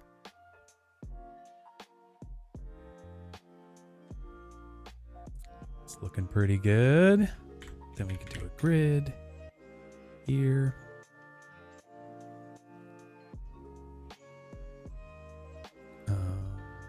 Does not need to be so big. We'll scale it down.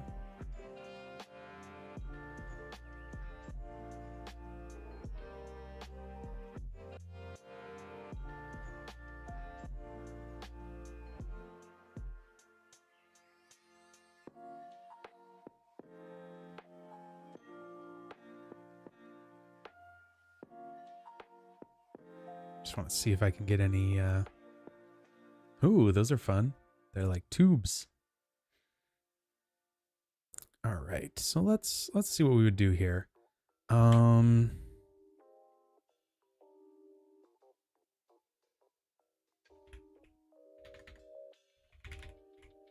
do a quick surface for the grass.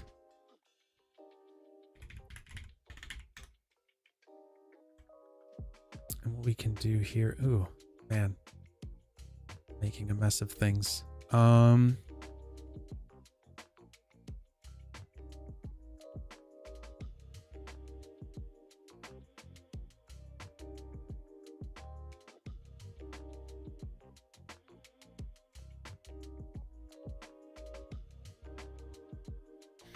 You know what?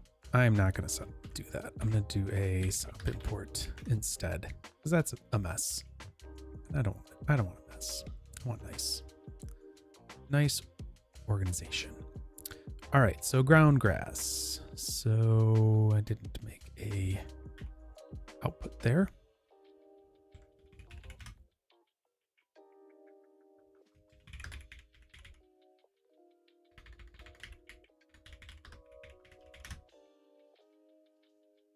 Okay, there's our animated grass. Grab that.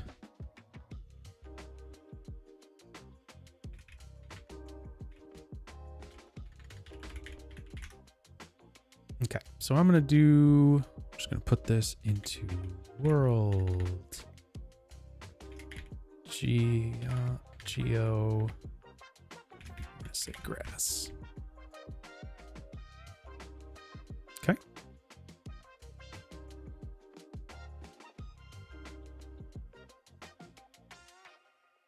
Okay, and then we'll do a sub import.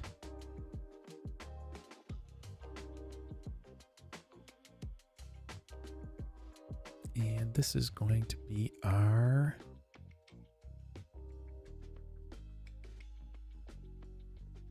did I forget to do one for that too? Of course I did.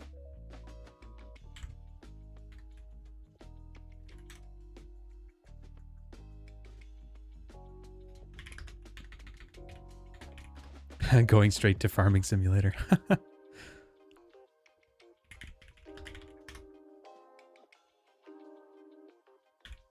Okay, so let me just see. Yep.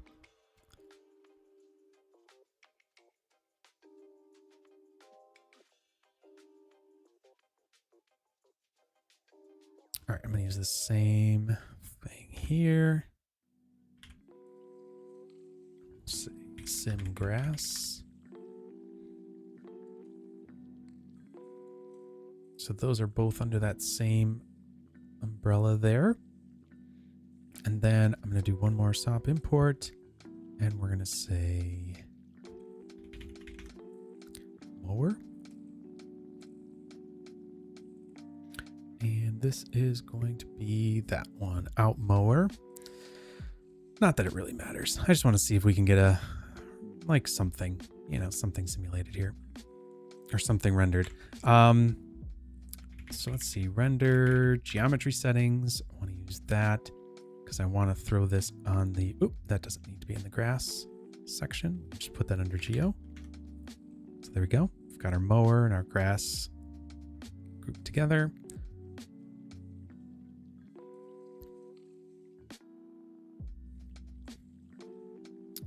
Let's see here. I can also put this like so and call this ground.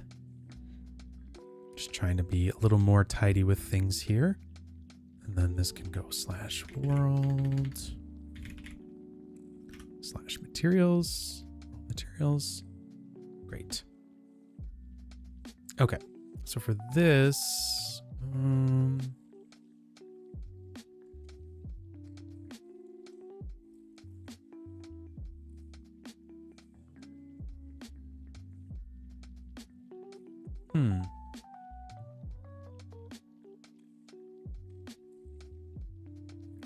weird. Why is it bringing in the grass?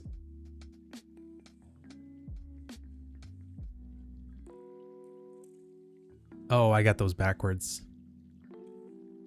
I was like, why is that? That doesn't make any sense. Okay, that's the sim grass. That's the mower.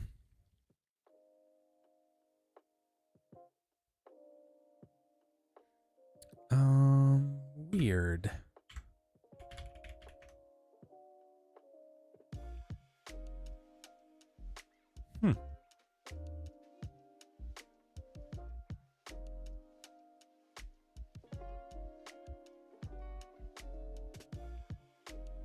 Maybe it's because maybe it's because their light is acting funny.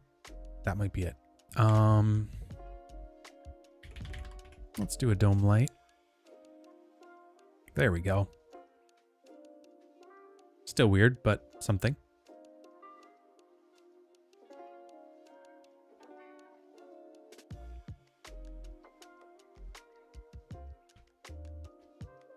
All right, so the dome light, let's do this as... Oh, jeez. That's horrible looking.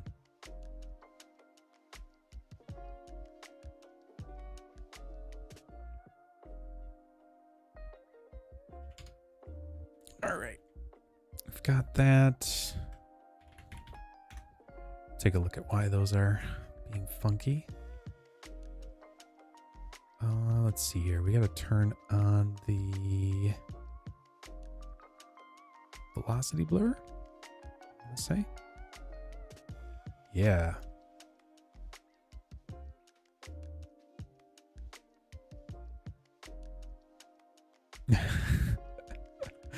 Oh, that might be too much velocity, but that's okay. Look at all that velocity we got going on there. Maybe that's too much, but that's okay.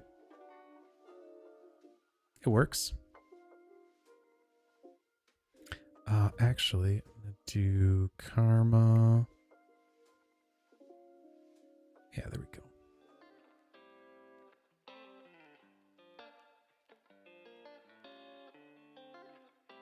Oh, you know what I should do? Maybe we'll just do the karma physical sky. That usually gives fairly good results.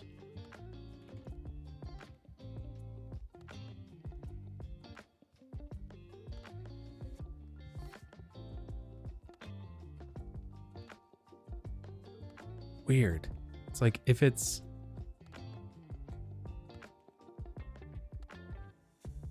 Huh. That's really strange. It's these really weird results.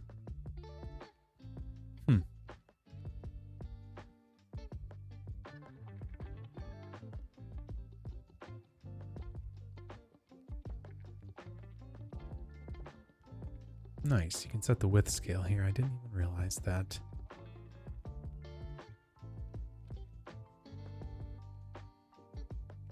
I don't know why it's maybe because I don't have a P scale on it. It's just giving it an equal one the whole way, and I should have it like come to a point or something like that. Yeah, that would probably make it a little bit better, but that's okay. I'm not gonna like overly worry about it here.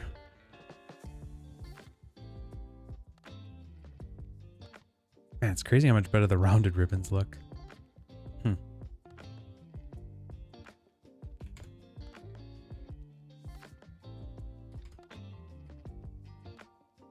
Oh, I also didn't apply this material. That's right.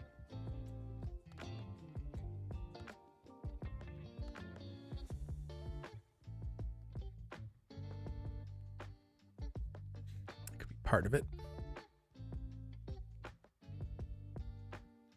This could get assigned up here. So all I did is a drag and drop there, and it assigned it. Let's look at this here. Subsurface. Oh yeah. Let me just turn on thin walled. Probably do that.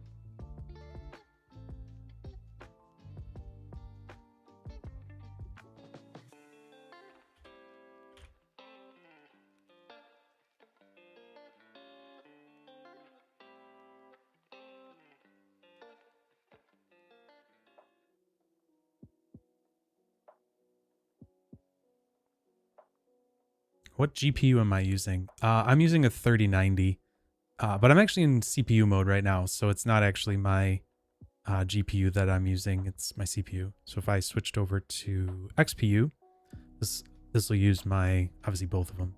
So I have a 3070 Threadripper and a 3090.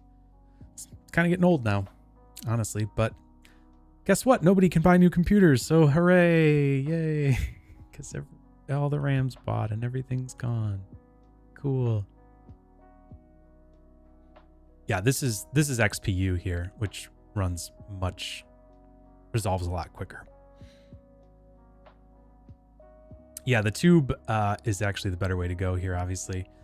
Obviously, I've got these weird shapes with the grass. I should have them like coming to a sharper point. But, oh, and you were asking how much RAM I have in my computer. I have 128 gigs of RAM in my computer. Let's see here. I'm going to do quick surface material. Call this one ground. Just going to copy and paste this over because I want them in the same spot. And then I can, oh, ground one, it doesn't like, I can just call this ground mat. Apply that to the ground. Just a little note for Solaris as well. If you apply something to a parent primitive here, so like grass, if you do the grass, it will go down to all the children, like it'll apply it. But if you have a material down here, it won't override it. So the child primitives are stronger than the parent primitives if you have materials applied to them. Yeah, Fractaler, I'm really kicking myself. I was going to get a full new build the one year, and then it was like, oh, we went on vacation. I guess I shouldn't really do it. And now I won't be able to do it for like many years. Who knows? Maybe ever, depending on who gets their way. But yeah, it's bad. It is bad. You're asking if I did the pre-compile thing. I didn't this time. I have done it before. It takes a while. I'm actually glad I didn't buy it.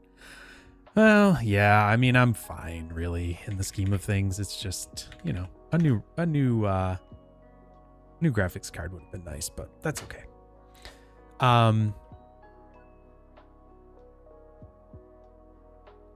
Oh, something didn't like that. Interesting.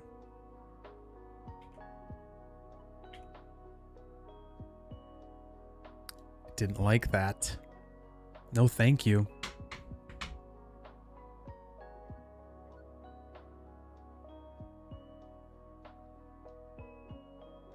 Give it a second here. I have a feeling it just freaked out for 1 second. So I'm just going to let it go.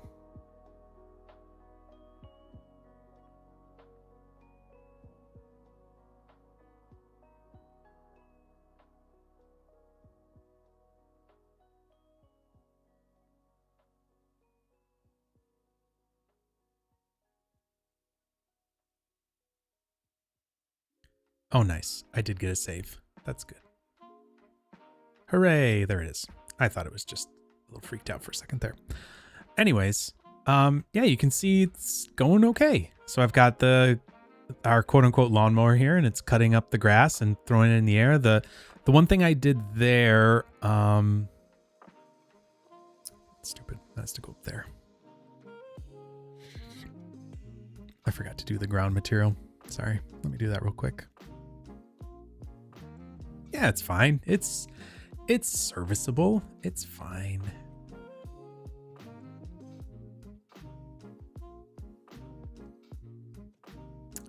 We don't actually need 2 of these assigned materials. It just made a new one, so whatever. I'll just let it be.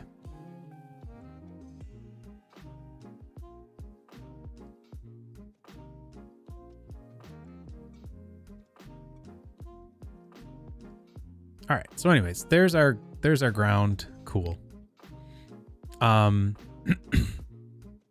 So yeah, so for this,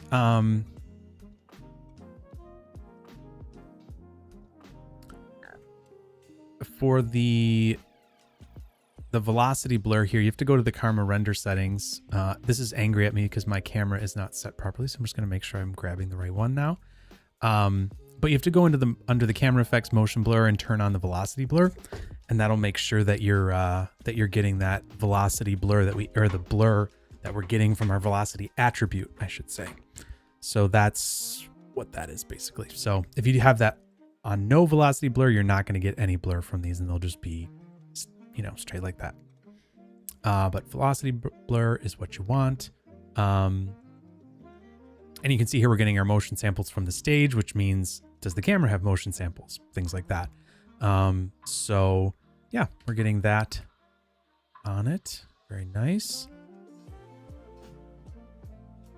Seems fine. Seems like we're got a pretty good little setup here. Yeah,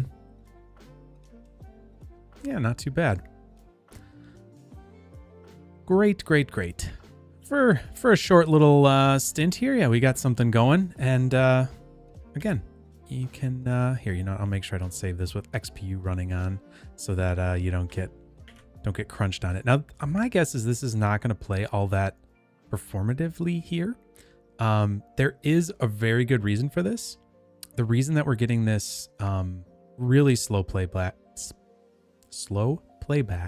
is because we have all this time sampled information coming in here. Probably our best bet would be to take this up here. I didn't even do it. I literally did nothing with the grass material. I just turned on some subsurface on it, and where is it? It's the grass right here. And just I'm using the color from the grass itself, like just the geometry color that I put in there. So it's like literally just pulling that in and doing basically nothing with it. I should, if I was really doing this, I would randomize the grass colors and things like that. But you can see with these quick surface materials that they actually have these, they can pull in the color primvar, which just as a reminder that we're in USD world here. So CD, that attribute gets changed over to display color. And that's a good thing to do. Hey, if you have animated textures in Karma, to remove the time samples, what should you do?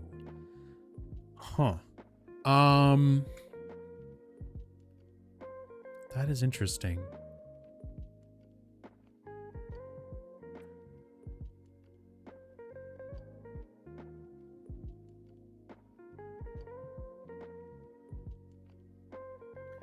I think what I would do is if I had animated textures, I would maybe have those like in your Solaris scene graph.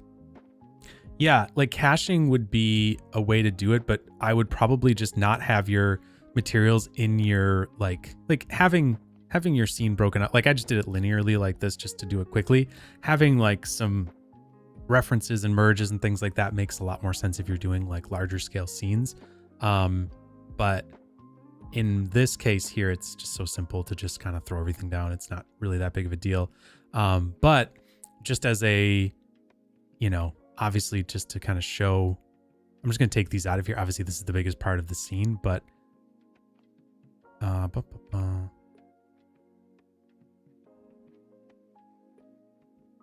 oh, right. It's, yeah, sorry. Anyways, what I would really do is put all of these up here. These would be like my geometry, and you could cache these into a file, or you could just cache them into memory. So I'm going to do that and say just cache all frames. And this is going to go through and cache all of those frames into memory here in Solaris. Now, obviously, you don't want to be doing this if you're like actively changing your simulations and things like that.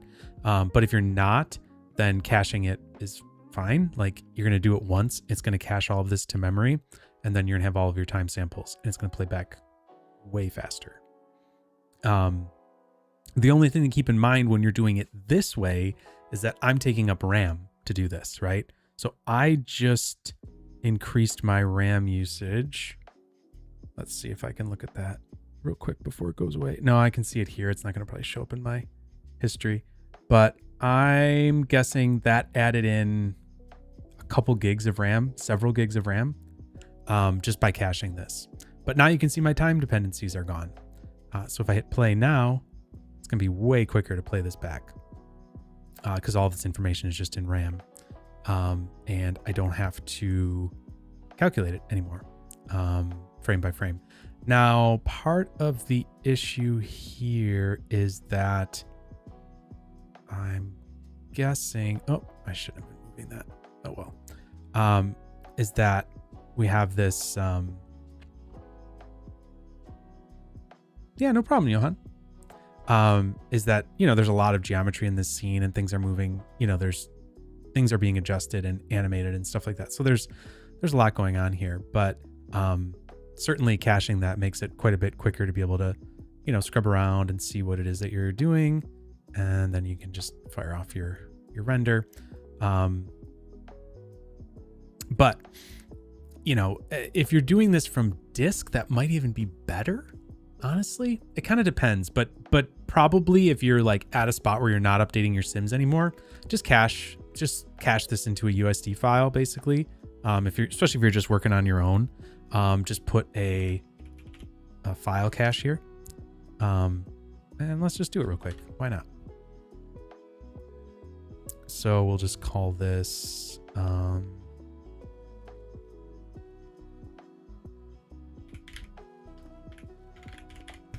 geocache.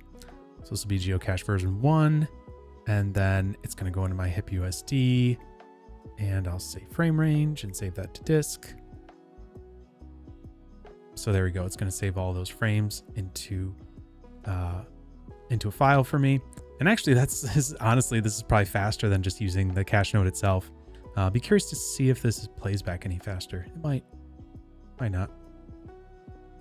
Oh yeah. Okay. So I think when this should unload my RAM. So let me see what this does.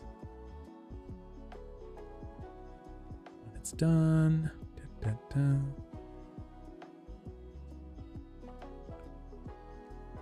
So just remember, basically what it's doing is it's loading all of that information into my RAM and then writing it to a USD file for me. Hopefully it's writing it as a USD, like standard USD and not a USDA file, which would be bad. USDA is like an ASCII version of it. And then USD, like standard, is binary, or USDC is a binary. Interesting. There we go. I want to look at hello.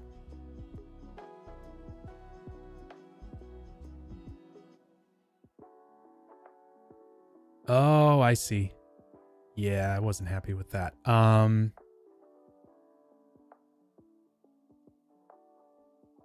So what I could have done here, right, because this isn't actually giving it a spot to save it. Ooh, excuse me.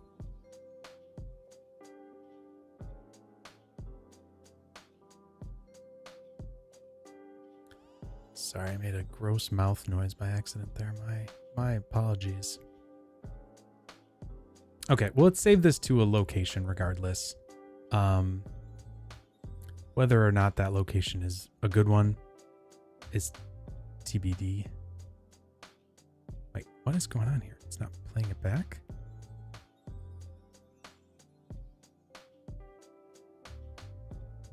Huh? What is going on?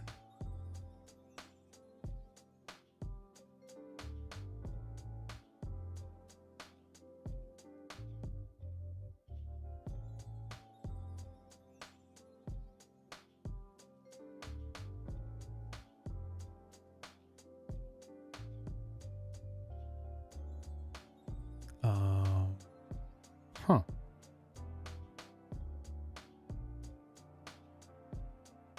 I'm going to try saving this to disk again.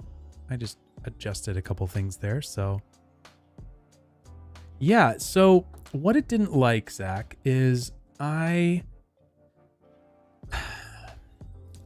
surprised with this, with the file cache, to be honest. I had changed a couple things upstream here. And what it did was save it to a, basically in USD, if you don't save something,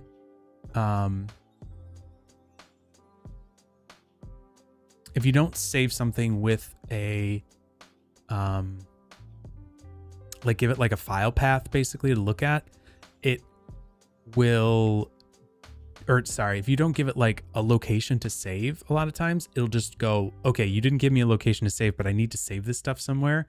And so I'm going to point to this, this random other folder, more or less, of like location, you know, like couple files deep or whatever. And yes, so that is what's happening here. Weird. That is really strange. Okay, so let's look at this. Let's troubleshoot this, because I honestly have like, I've rarely used this geocache. I usually just write things out. But kind of the issue here is that we have these different SOP imports, right? And so, yeah, save path. So that's what it's not happy about. So what I'm going to do is I'm going to set up some save paths here and just see what it gets us here. So let's do our,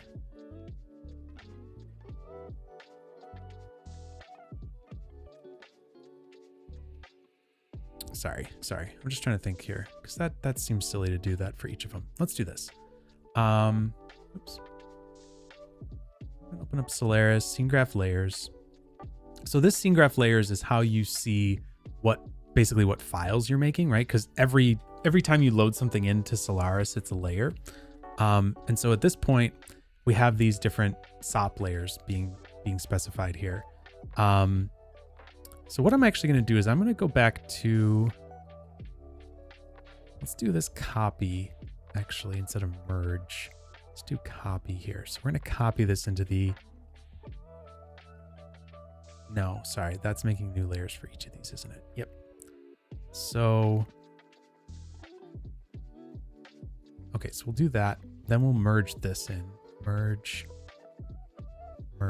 Okay, so now we have one layer here, basically. And I'm just going to do a configure layer here.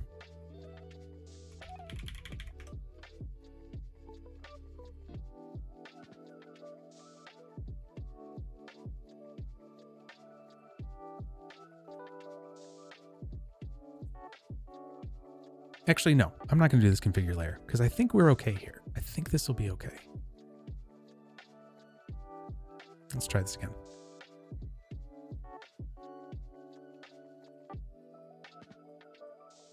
So like when I saved this out to disk, it saved it in this crazy file folder here, with geo ground grass, geo lawnmower, sim grass emit, some things like that in it. And obviously that's not what we want. But you can see here it's OBJ, and then you go in and you see the objects in it basically. So it kind of reconstructs the Houdini folder structure in the file structure. Basically, that's like a way for it to like make sense of things for you.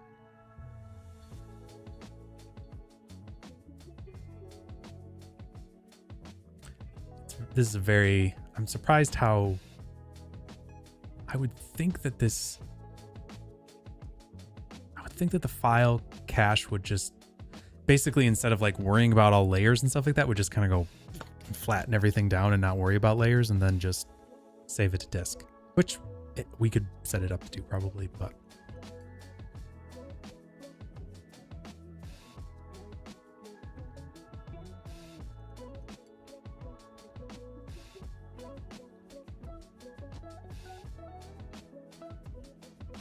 it's also really strange that this geocache file is 1 kilobyte. That's definitely not right.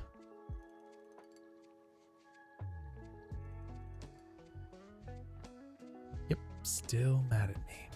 Okay.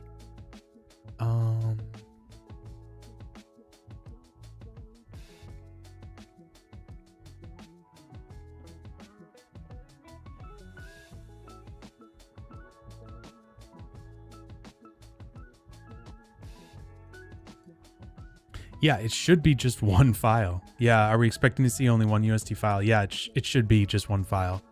Let me just see if I can flatten the whole stage. See if that works. But yes, it should be all one file. That's the whole point of this, is like all the information should be saved in the file, basically. Now, granted, in this case, it really isn't a good idea probably to do that, quote unquote, you know, a good idea, but it sort of is like saving this one file versus saving 3 files. I don't really see a huge difference there. Like, that's not going to change the world. These aren't like gigantic files on the order of magnitudes that we should be worried about. But hopefully this will do it, because if not, I'm going to be very, very confused as to what's going on.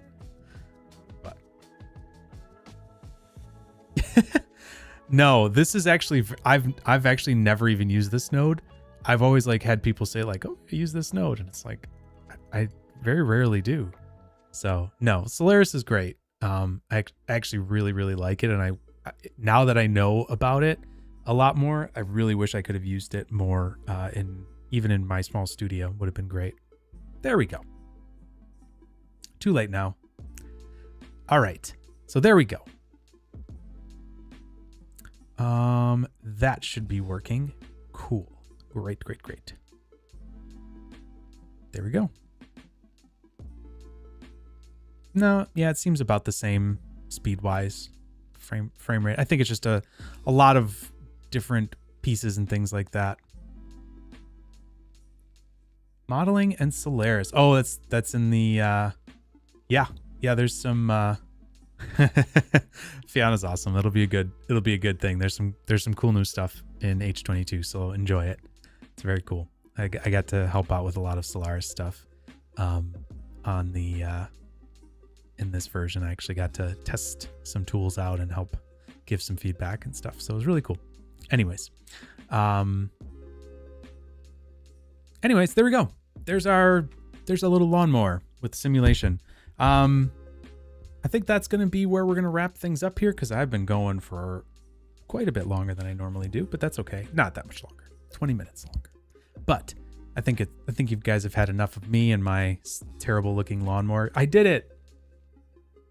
Do I get an award? What do I get? What do I get, Lucas? All right. Well, thank you all for joining and being part of it. I fixed the file cache issue. Where's my thing? There's my thing. That's what I'm gonna do. All right, everybody. I'd sub, but you've got it turned off, bro. I don't know what that means. Sub where? On Twitch?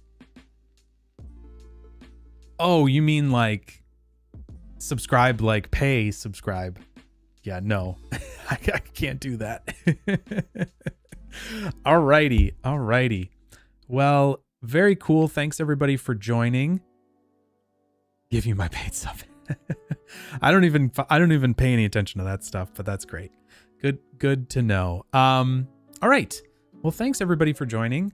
Yeah, I got to cut my own grass too. It's funny. I've digitally cut my grass. Great. Well, thank you guys all for being here, for joining. It was nice chatting with all of you as usual. And yeah, next week, I think we'll maybe have some fun Houdini 22 stuff to talk about. So maybe we'll be doing another Houdini 22 keynote stream this time, where we can chat about stuff and I can talk about all the fun things that I haven't been able to talk about for a while. So I will really enjoy that, and I'll be here talking about it whether anybody's here or not. So yeah, look for the keynote on Monday, and then we can go over it on Wednesday. So everybody, have a great evening, day, morning, whatever time of day it is for you. If you're up way too late, go to bed. And yeah, it's great chatting with you all. And we will talk to you next time. So thanks again, and see you later. Bye, everybody.